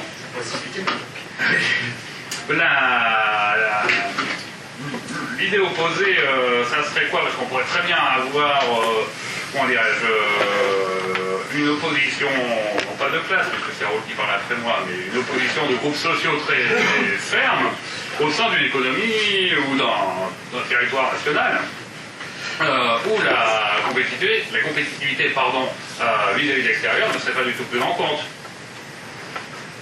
Est-ce que quelqu'un qui fabrique des petites voitures à Sochaux ne pourra que difficilement s'offrir dans les 70 et dans une meilleure situation que quelqu'un qui fabrique des petites autos Toyota qui aura beaucoup de mal à s'offrir à Douai? Pardon, dans le Nord. Voilà, alors dans ce que vous dites, et d'ailleurs j'en parle dans mon livre, il y a effectivement le problème de la dissociation des producteurs et des consommateurs. C'est que la mondialisation de l'économie dissocie de manière croissante le producteur et le consommateur. Donc ça, c'est un véritable problème pour des raisons de souveraineté, puisque c'est notre sujet, pour des raisons écologiques, parce qu'il y a plein de transports et puis du dumping environnemental, pour des raisons économiques, parce qu'on sait depuis Keynes que la demande est un des éléments qui permettent à un système économique. Donc si on fait fabriquer par des armées de petites mains totalement sous-payées, à qui est-ce qu'on va vendre si on a mis tout le monde au chômage à l'autre bout de la chaîne? Donc ça pose des tas de soucis. Donc la réponse, moi simplement j'ai souligné la jeunesse d'un discours et l'utilisation potentiellement dangereuse qu'il recouvre. Voilà, c'était ça mon discours, et de réfléchir autour du territoire et de montrer qu'il y a une conception, on va prendre le terme de Debré, hein, il y a une conception sans frontiériste dans ce discours-là qui pose tous les problèmes du sans frontiérisme. Donc le principe, voilà, c'est un principe général. Et il y a un autre principe général qui me paraît quand même beaucoup plus raisonnable et relevé du bon sens, c'est effectivement des productions locales et de proximité. On voit comment l'idée du Made in France, par exemple, a un certain écho. Alors ça reste là aussi incantatoire, comme beaucoup de choses de toute époque. Mais plutôt que d'être dans une logique de mise en compétition généralisée et d'ouverture généralisée, c'est le bon sens de dire, et c'est ce que Keynes d'ailleurs disait, autant produire, dans son fameux discours de 1933, autant produire quand c'est possible dans le cadre d'une économie nationale, parce que c'est le bon sens, parce que ça permet la régulation étatique, parce que ça permet des vraies conditions de concurrence. Le problème, l'un des problèmes de la compétitivité, c'est que les conditions de concurrence entre entreprises sont complètement biaisées, parce qu'en fonction des coûts de production qui sont pas les mêmes, voilà, en France, il peut y avoir, oui, une concurrence, vous le disiez, mais le SMIC, il est valable partout en France. La monnaie, elle est partout la même en France. Le système juridique, le CDI, les conditions d'intérim, il y a des conditions qui font que cette concurrence est encadrée. Et le coup de génie de la mondialisation économique, c'est que le monde de l'entreprise, en gros les dirigeants d'entreprise, se sont émancipés de tous ces carcans en se rendant mobiles et en arbitrant sur celui qui va être le plus favorable à leur desiderata. Donc, face au modèle du tout compétition et du libre-échange mondialisé qui le soutiennent, c'est voilà, le retour du politique en se disant, il arrive un moment, oui, est-ce que la décision politique la plus sage, c'est pas de produire chez nous, ça va nous coûter certes plus cher, mais au moins on va faire travailler des gens, on va pas avoir une fuite de devises, on va pas dépendre de l'étranger, etc., d'avoir une approche politique de relocalisation qui, là, on soit bien d'accord, la relocalisation ne se fera jamais dans le cadre d'un marché mondialisé dérégulé. Tout comme, vous savez, en histoire, tout le monde est d'accord pour dire que les phases d'industrialisation se sont faites dans un cadre protectionniste, étatiste, très administré, hormis le Royaume-Uni qui est une exception parce qu'ils étaient les premiers en gros à faire la révolution industrielle, mais tous les cas, y compris les États-Unis, qui une fois devenus la superpuissance mondiale sont devenus libre-échangistes parce que ça les arrangeait, tous les processus d'industrialisation historiquement se sont faits dans des cadres de protection, dans des cadres nationaux, dans des cadres très étatistes. La réindustrialisation, selon moi, c'est mon avis, je me trompe peut-être, ne peut se faire que dans ce cadre-là aussi. C'est-à-dire qu'en faisant confiance à des mesures de compétitivité, le CICE de Hérault ou un pacte de responsabilité où on va gagner 3% sur les coûts salariaux, c'est pas ça qui va réindustrialiser, c'est certain. Il faut évidemment un État stratège qui pilote tout ça. Et donc oui, c'est un principe plutôt que la compétition. Voilà, le principe d'un retour du politique. Et on en revient au thème de notre débat. Parce que finalement, compétitivité et souveraineté, ça relance cet éternel débat entre l'économique et le politique. Compétitivité, on est là dans le tout économique, et la souveraineté, c'est politique d'abord. Voilà, donc c'est un souhait, effectivement, du primo du politique, en sachant très bien que ça ne résout pas tous les problèmes, que la puissance publique peut très mal gérer des entreprises publiques, etc., on sait très bien. Mais ça donne un cadre, et ça donne un contrôle sur les choses. Et c'est pas une loi de la jungle généralisée. Même si ça résout pas tous les problèmes. Depuis le début, on n'a pas trop parlé de démocratie. Il n'y a rien qui se fait sans l'accord des gens sur le long terme. On s'aperçoit depuis les années 90, que ce soit les grands syndicats, y compris les syndicats dits révolutionnaires, les partis de gauche révolutionnaires, tout le monde a accepté l'idée de la libre concurrence. Aujourd'hui, on voit les syndicats qui se battent sur le salaire, sur garder les acquis sociaux, mais qui n'abordent pas les problèmes de fond. Ils ont tous démissionné sur ce problème et il n'y a plus de... On ne peut plus parler de démocratie politique, dans la mesure où pour avoir une démocratie politique, il faut avoir des avis différents et les mettre en face. Tout le monde est d'accord. Il n'y a plus de débat politique dans ce pays. Quand on entend les médias, tout à l'heure j'écoutais en arrivant France Culture, il y avait Madame Dumas de la CGT qui ne pose pas les problèmes de fond, elle pose des problèmes de conserver des acquis pour les travailleurs, etc., ce qui est très bien. On ne pose pas les problèmes de fond qui sont à la base. Si on n'a pas ça, on n'a rien. Et on voit d'un autre côté que les populations n'adhèrent pas par la souffrance qu'elles en ont. La souffrance sur le chômage, sur le pouvoir d'achat, mais aussi toutes ces normes qui arrivent, les normes qui sont nécessaires à la concurrence libre et non faussée, et qui arrivent à devenir ubuesques. On a des normes en permanence dans tous les domaines, qui arrivent à tuer même le développement économique. Pour moi, ce problème de la démocratie et de l'expression des gens dans des projets, qui a été, depuis les années 90 surtout, qui a été gommé petit à petit, qu'est-ce que ça va donner? Et on en est parce qu'on voit qu'il y a des nationalismes qui surgissent en opposition à cette libre concurrence. Voilà. Alors, se pose la question, effectivement, derrière le thème de la démocratie, de l'adhésion de la masse de la population à cette évolution et à ce principe, voilà, d'échange mondialisé, de mise en concurrence généralisée. Voilà, l'adhésion des populations. Alors, c'était spécifique à la France, mais l'ensemble des enquêtes d'opinion, bon, ils ne sont que des enquêtes d'opinion. Il faut voir les concrétisations électorales qui, là, sont des baromètres quand même plus fiables. Mais pour l'instant, voilà, le 25 mai, il y aura peut-être un baromètre électoral plus fiable. Mais pour l'instant, les enquêtes d'opinion montrent que le libre-échange mondialisé, dont l'Union européenne n'est que le cheval de Troie, je pense qu'ici, j'ai pas besoin de vous convaincre, sont de plus en plus impopulaires, c'est-à-dire que les gens, sans avoir de formation particulière, voient que intuitivement, dans leurs magasins, de plus en plus de produits chinois, des pressions, des menaces de délocalisation, des produits étrangers qui viennent les concurrencer, et les gens prennent conscience, voilà, que leurs intérêts sont menacés, et au-delà de cette approche matérialiste, il y a aussi un bon sens populaire, c'est-à-dire que les gens, spontanément, ont du bon sens de dire oui, il vaut mieux produire chez nous chaque fois que c'est possible. Voilà, les gens, ils adhèrent à ça, d'où le succès du discours du Made in France.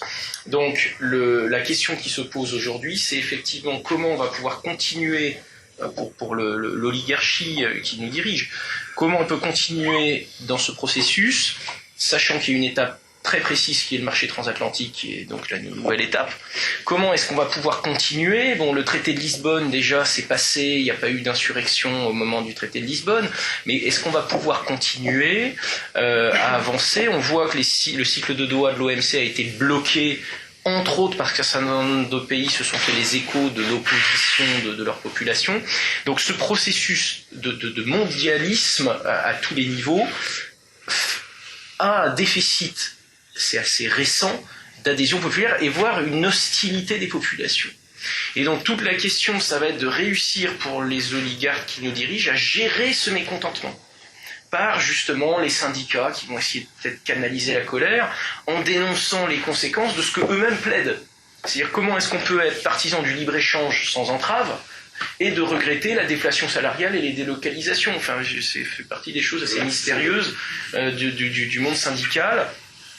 Comment est-ce qu'on peut être contre le libre-échange généralisé et de prendre la défense des travailleurs étrangers, clandestins ou légaux, qui sont un des aspects du libre-échange, c'est le libre-échange de la main-d'œuvre, dont on sait que le monde du travail n'a aucun intérêt à ce que ça ait lieu. C'est un moyen de casser en quelque sorte le monde du travail. Donc voilà, les syndicats sont dans une posture où ils vont pas jusqu'au bout de leur logique, ça chacun le constate, c'est ce qui explique qu'il y a de moins en moins de travailleurs qui leur font confiance. Voilà, très simplement. Voilà, mais cette question de l'opinion, au travers de la question démocratique, est une question fondamentale, et voyez bien que ceux qui sont en train de négocier le partenariat transatlantique ont tiré les leçons de l'accord multilatéral d'investissement de 97. et de cet échec. Ils savent que les conditions de réussite, c'est que surtout les gens ne soient pas au courant.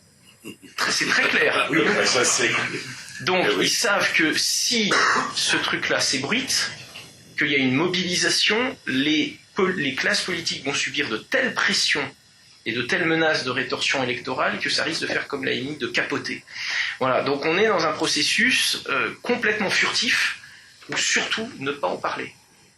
Et donc il faut des sujets de diversion médiatique, ça les journalistes sont très forts pour ça, mais surtout de ne pas en parler. Alors là, ça va être difficile à négocier, parce que je pense que passer le municipal, cette histoire de partenariat transatlantique, on dit souvent, on croit, voilà, peut-être que je prends mes rêves pour des réalités, mais je pense que passer les municipales, c'est un sujet qui va venir. Et massivement, les gens ne vont pas vouloir de ce truc-là. Chacun a des raisons pour des questions alimentaires, la soumission aux États-Unis, le fait qu'on n'aime pas le libre-échange, le fait qu'on n'aime pas l'Europe. Chacun va se méfier de ce truc-là. Et donc oui, il y a une action à mener, d'où l'intérêt aussi de faire ce qu'on fait ce soir, qui est tout à fait modeste et modique par rapport à la force de frappe de M. Langlais, qui lui ne parle pas à 40 personnes, je ne sais pas combien vous êtes, mais à 4 millions de personnes chaque fois qu'il s'exprime. Donc voilà, ça c'est un peu le David contre Goliath, mais déjà c'est un début.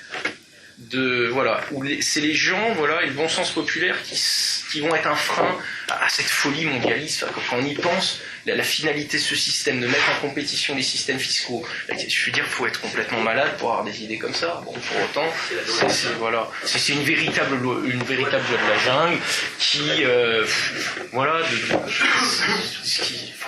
des fois c'est un peu fou quand on y pense le système tel qu'il fonctionne. J'en profite pour dire que nous parlerons du marché transatlantique le 30 avril avec Jean-Luc Gréau, qui est déjà venu ici à plusieurs reprises, ancien économiste en chef du patronat, qui a rompu avec le patronat très nettement, qui a pris des positions pro-protectionnistes et anti-euro, et qui viendra nous parler très précisément de ce projet d'accord transatlantique. Mais effectivement, c'est un sujet qui est encore latent, qui est discuté sur quelques blogs en ce moment, qui commencent à publier d'ailleurs des documents, le blog contre la Cour notamment, qui commence à publier des documents qui fuitent. Mais il n'y a pas de débat encore dans le public. Mais ce sera imposé par la multiplication de milliers d'initiatives que chacun d'entre nous pouvons prendre. Et c'est Raoul Marc Génard, J-E-2-N-A-R, Raoul Marc Génard, donc qui est belge, lui qui est proche de Mélenchon, pour le situer, comme quoi on peut trouver des gens intéressants de partout. Raoul Marc Génard, faut pas être sectaire. Il a fait un très bon travail sur le traité transatlantique. Il a fait un travail, c'est-à-dire qu'il a traduit le mandat que l'Union européenne a reçu des États membres, puisque Madame Nicole Bricq et ses 27 homologues du commerce ont donné mandat aux fonctionnaires de l'Union européenne pour négocier avec Washington ce partenariat transatlantique, qui n'a pas été diffusé, qui n'a pas été traduit, donc il l'a traduit en français, et ensuite il a analysé point par point les termes du mandat, sachant que le mandat c'est le départ devant aboutir au traité. Parce que pour l'instant on n'a aucune information sur ce qui se négocie, on n'a que ce mandat, et il a disséqué ça de manière assez efficace. Raoul Marc Génard, vous trouvez des informations si ce sujet vous intéresse. Ça me paraît bien documenté. J'ai écouté, je suis allé le voir, ça me paraît sérieux. Voilà. J-E-2-N-A-R. Raoul Marc. Voilà, il y a un Raoul, je ne sais pas s'il y a un autre Marc dans la salle. Raoul Marc Génard. C'est le monde diplomatique qui avait fait fuiter. Voilà. Tout à fait. C'est que le monde altermondialiste, pour le coup, c'est suffisamment rare pour être souligné, avait eu une action vraiment efficace. D'information des opinions, et ça avait fait une telle bronca de l'accord multilatéral d'investissement qui ressemble tout à fait au partenariat transatlantique, c'est une sorte de brouillon du partenariat transatlantique, que la gauche plurielle de M. Jospin avait dû faire machine arrière par peur de rétorsion électorale. C'est comme ça que ça se passe, c'est que quand il y a un mécontentement populaire, on craint la sanction électorale derrière, donc parfois on fait machine arrière. Alors dans le cas de l'AMI, c'était une victoire, mais voilà, c'est comme la victoire de 2005, il ne faut pas désarmer, parce que derrière, il y a des contre-attaques qui se font. Et voilà. Voilà. Donc ce truc-là, voilà, ça c'est quelque chose de fédérateur. C'est un combat à mener qui peut se mener en plus tout à fait pacifiquement. Hein. On n'est pas obligé d'égorger Madame Brick en place publique pour. C'est que rien. Voilà. Comment ? Ça ne gâcherait rien. Oui, voilà. Voilà, donc non, mais voilà, j'ai rien contre cette dame. Il faudrait peut-être qu'elle voie s'habiller un peu mieux quand elle va représenter la France à l'étranger, par exemple. Voilà, on va pas la torturer en place publique pour ce qu'elle a fait. Est-elle même consciente, des fois je veux pas la déresponsabilité, est-elle consciente de ce que ça implique, le mandat qu'elle a donné, c'est-elle ce qu'elle a fait, on ne sait peut-être même rien elle-même. Voilà. Autre question, je vous en prie. Oui, moi je veux bien intervenir aussi. Hervé, et ensuite, oui. Oui, pour revenir à tout ça, l'Europe, quand même, d'une façon générale, la zone euro, l'Union européenne plutôt, se porte pas très bien en ce moment. Hein. En dehors des pays, l'Espagne, le Portugal, la Grèce, l'Italie, etc., voire même nous, je vois que les perspectives de croissance de l'Allemagne, c'est pas terrible non plus. Hein. Alors, il faut voir que le système, quand même, il arrive un petit peu à bout de souffle, même pour des régions, des territoires, comme vous dites, fortement industrialisés et développés comme l'Europe. Hein. Tout à fait. Alors le panorama économique de l'Union européenne, mais particulièrement de la zone euro, c'est surtout la zone euro qui s'en sort le plus mal. Hein, ça, ouais. C'est un fait qui agace les européistes, mais que chacun constate. Bon, voilà, les Britanniques, malgré toutes les erreurs qu'ont pu commettre le gouvernement, le fait d'avoir conservé la livre sterling, là, pour le coup, a été un vrai bouclier. Et de l'avoir dévalué. Voilà, de l'avoir dévalué. Ils peuvent monétiser leurs dettes. Ils n'ont pas participé au plan de renflouement de l'euro. Enfin bref, des tas d'avantages dont ils se seraient privés. Bon, oui, il y a le problème. Voilà, il y a un contexte économique qui est morose, y compris en Allemagne, qui est le pays phare de la compétitivité. Et dans les différents classements mondiaux, donc ils ont fait un effort, hein, l'éditeur, ils ont publié en couleur certaines cartes que j'avais faites dans ma thèse. On voit que l'Allemagne est systématiquement représentée comme le cœur de la compétitivité mondiale, le pays en vert foncé ici. Or, oui, commercialement c'est très performant, il n'y a pas de souci, ils exportent 80 millions d'Allemands, exportent pratiquement autant de produits qu'1,3 milliard de Chinois en termes de volume, donc ils sont super performants en exportation. Néanmoins, à quel prix ? Voilà, là aussi, est-ce que l'exportation pour l'exportation, c'est une fin en soi ? Donc, le travail pauvre, il y a plein de choses qui sont mises, et puis surtout, au-delà du bilan très mitigé de l'économie allemande, il y a le problème que c'est pas un système qui est duplicable à l'infini, parce qu'il ne peut exister qu'en complément de pays qui laissent leurs demandes augmenter. Si tout le monde fait des compressions salariales en même temps et une demande déprimée, il n'y aura plus de clients nulle part. Le modèle allemand, voilà. Et d'ailleurs, je montre à propos de ce modèle allemand, dont je fais un chapitre là-dessus, que l'explosion de la réussite exportatrice allemande, elle coïncide dans le temps, puisque je fais un histogramme année par année. On voit que dans les années 90, somme toute, ils exportent. Ils importent, c'est à peu près équilibré, il n'y a pas de performance exportatrice.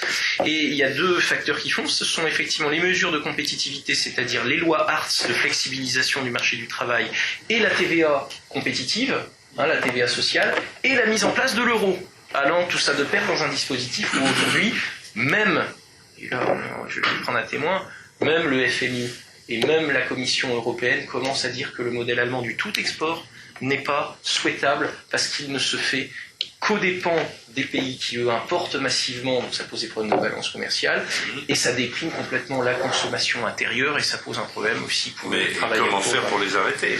Voilà, alors c'est toute la question, c'est l'un des arguments qui justifie la dissolution de l'euro pour ceux qui la souhaitent. De dire qu'en dissolvant l'euro, ça va faire que l'Allemagne va perdre, parce qu'en gros les Allemands, avec la monnaie unique et le marché unique, les pays comme la France, n'ont aucun moyen de se protéger de cette machine exportatrice allemande. On ne peut pas dévaluer la monnaie, on ne peut pas faire de quotas, on ne peut pas faire de taxes aux frontières, on est condamné, comme ils sont plus compétitifs, à recevoir leurs produits chez nous, leurs excédents. Et le retour à des monnaies nationales permettrait par la réévaluation de ce qui redeviendrait le mark et la dévaluation des monnaies du Sud, dont le franc restauré ferait évidemment partie, de réguler, c'est le grand argument de Jean-Jacques Rosa, qui pour autant est un grand partisan du libre-échange, qui est quelqu'un que d'ailleurs je connais personnellement et qui m'a vraiment présenté en détail ses pensées, et lui dit que ça permettrait justement de réguler tous ces déséquilibres mondiaux, le fait d'avoir des monnaies nationales qui permettent, voilà, quand il y a un surplus de compétitivité pour un pays, sa monnaie s'apprécie, la monnaie des autres se déprécie, et ça s'équilibre, et chacun est incité du coup peut-être à plus dynamiser sa demande intérieure. Voilà, ce serait un des arguments. Any questions? Oui, rapidement, si possible, d'avoir une cartographie rapide des courants de pensée des partis politiques soutenus ou alors qui sont contre le principe de compétitivité.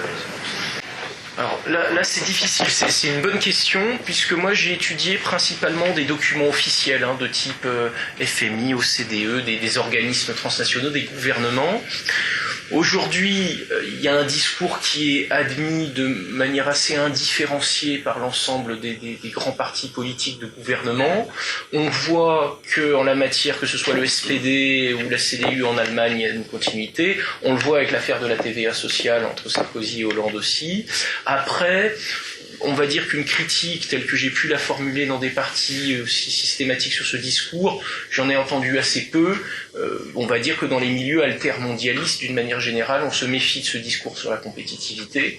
Je pense notamment Alternative économique, a écrit des choses pour se méfier de ce discours, et Le Monde diplomatique, c'est moi qui ai écrit dedans aussi. Donc voilà, tout ce qui est altermondialiste est assez réceptif à cette méfiance vis-à-vis du tout de la concurrence générale. Voilà, et d'une manière générale, les milieux souverainistes vont aussi se méfier parce que derrière la compétitivité, il y a l'idée du libre-échange mondialisé, et les souverainistes, dont certains sont présents, vont avoir quand même, ils vont accueillir ce truc-là avec scepticisme. Voilà. Mais est-ce que je rebondis sur ce que vous avez dit, est-ce qu'il n'y a pas une contradiction dans le milieu altermondialiste sur leur critique du principe de compétitivité, parce que un altermondialisme reste un mondialisme. Oui. Or, être contre le principe de compétitivité serait davantage logique avec un principe souverainiste. Voilà, alors moi je dis toujours que les altermondialistes, ce sont des souverainistes qui s'ignorent. Les altermondialistes, ce sont des souverainistes qui ne sont pas allés jusqu'au bout de leur logique. Parce qu'on ne peut pas dénoncer les méfaits du libre-échange mondialisé sans en tirer les conséquences qui sont qu'il faut du protectionnisme sous des formes ou sous d'autres, et des préférences. Alors là, le mot épouvantable, qu'un pays doit privilégier ce qui est produit chez lui, doit privilégier ses salariés et ne pas laisser comme ça aux quatre vents des supplétifs, des petites mains, l'esclavage des temps modernes, venir travailler dans des conditions épouvantables. Voilà. Donc ça, c'est une des grandes contradictions et qui se retrouve sur la question européenne. J'ai reçu, moi, à Montpellier, Jacques Nikonov, qui lui a avancé dans le sens que je viens de vous dire, c'est-à-dire qu'il a constaté que l'ordre néolibéral, tel qu'il l'appelle, je reprends ces mots, l'ordre néolibéral, il est construit non seulement sur les institutions de Washington, le FMI, la Banque mondiale, la Fed, etc., mais l'Union européenne et ses institutions sont un des piliers de cet ordre néolibéral. Et on ne peut pas critiquer l'empire américain, on ne peut pas critiquer le mondialisme, on ne peut pas critiquer le néolibéralisme économique à tout crin, tout en étant européiste.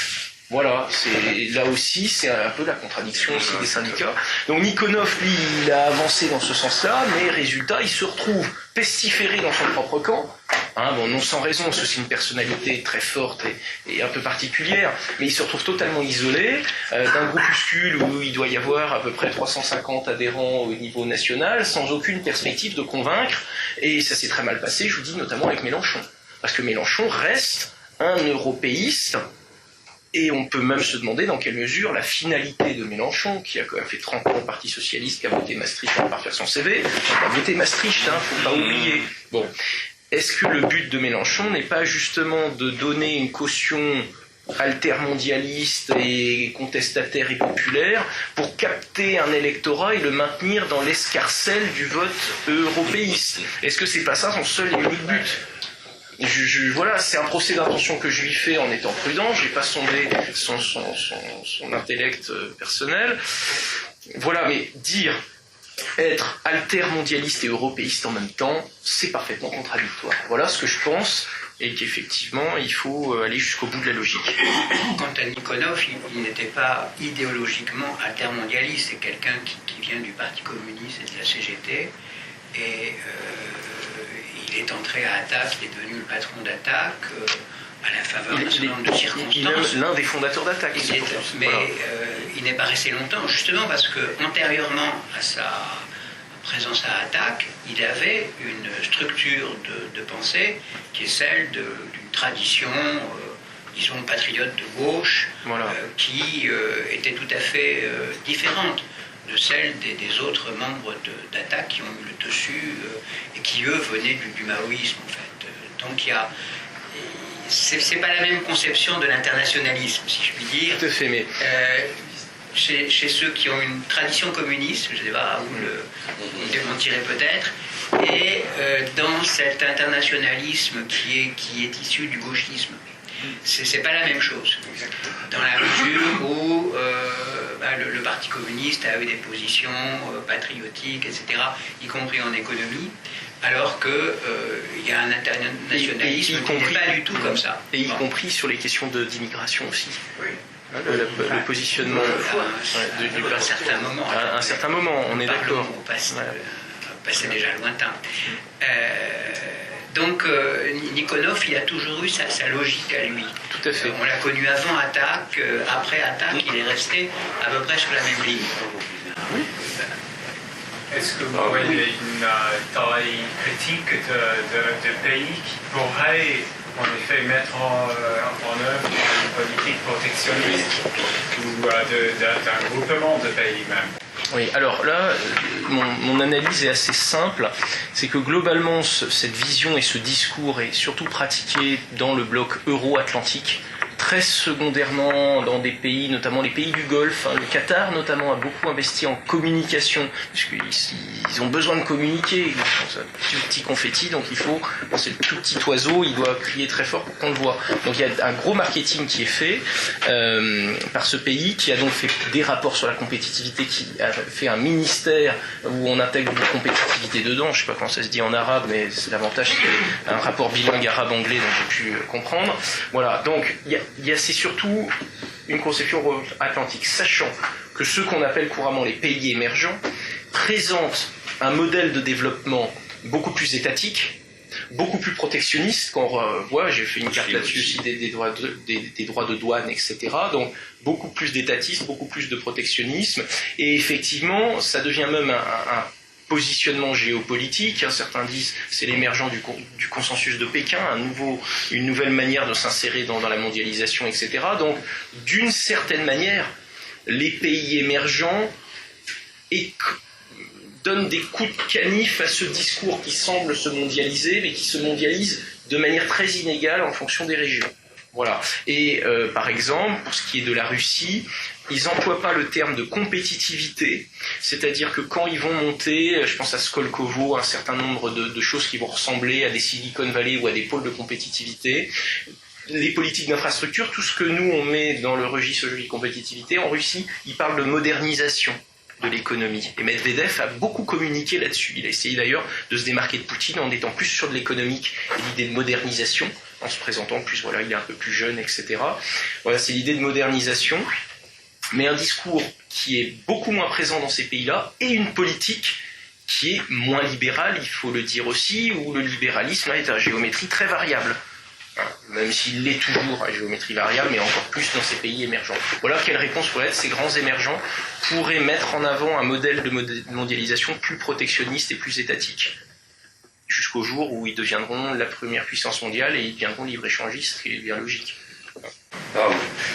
Juste une question, mais un peu provocatrice politique.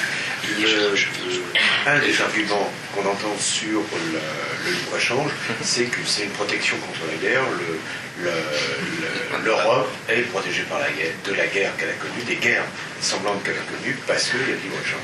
C'est un argument, j'aimerais que vous Alors, je suis très à l'aise sur cet argument dont je parle dans mon livre.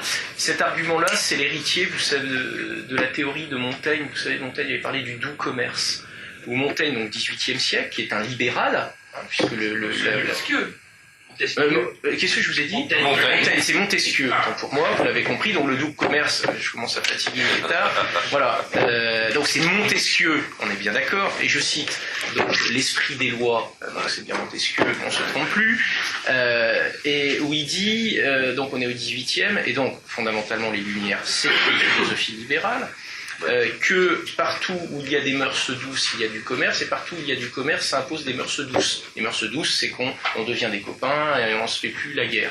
Et cette idée-là est une idée très puissante chez les libéraux, qui culmine au début du XXe siècle, où le libre-échange avait progressé entre toutes les grandes puissances européennes, et dans mon livre, l'autre, La mondialisation en 10 leçons, je cite une coupure de presse d'un journal libéral qui explique qu'en 1910, très peu de temps avant la guerre de 14, qu'il n'y aura plus aucune guerre maintenant en Europe, compte tenu du fait que les Allemands ont investi en Angleterre, que les Anglais ont investi dans l'Empire ottoman, que les Austro-Hongrois ont investi dans les Balkans, et que les Russes et les Français se sont prêtés de l'argent. Alors eux sont restés alliés, il n'y a pas de souci. Et donc, il y a une foi dans l'aspect... Comment ? Marx le dit aussi. Marx. Oui. Il dit aussi que le commerce international va éliminer les guerres. Oh, il dit un peu le contraire. Je vais parler de Marx, en tout cas moi ce que j'ai retenu. Puis après vous pourrez éventuellement me corriger. C'est que pour les libéraux, le libre-échange mondial va être un vecteur de pacification des peuples, chose que le conflit de 14-18 a totalement invalidé et discrédité. Néanmoins, c'est quelque chose que les européistes vont reprendre à leur sauce de manière tout aussi peu convaincante. Et vous savez que quand quelque chose n'est pas convaincant, ce qui est à peu près le cas de l'Union européenne dans tous ses aspects, on n'est pas convaincant, donc il faut répéter 100 fois par jour. Et c'est comme ça que ça devient quelque chose que l'on ne peut trop contester, sauf qu'on vient au mercredi de la NAR, invité par Bertrand Renouvelin. Concernant juste 2 minutes. Voilà, mais Jean-François voudrait poser une question. Oui. Jean-François qui n'a pas parlé. C'était parce que je peux répondre directement sur Marx. Hein. Oh non, je sais pas, c'était une autre salle.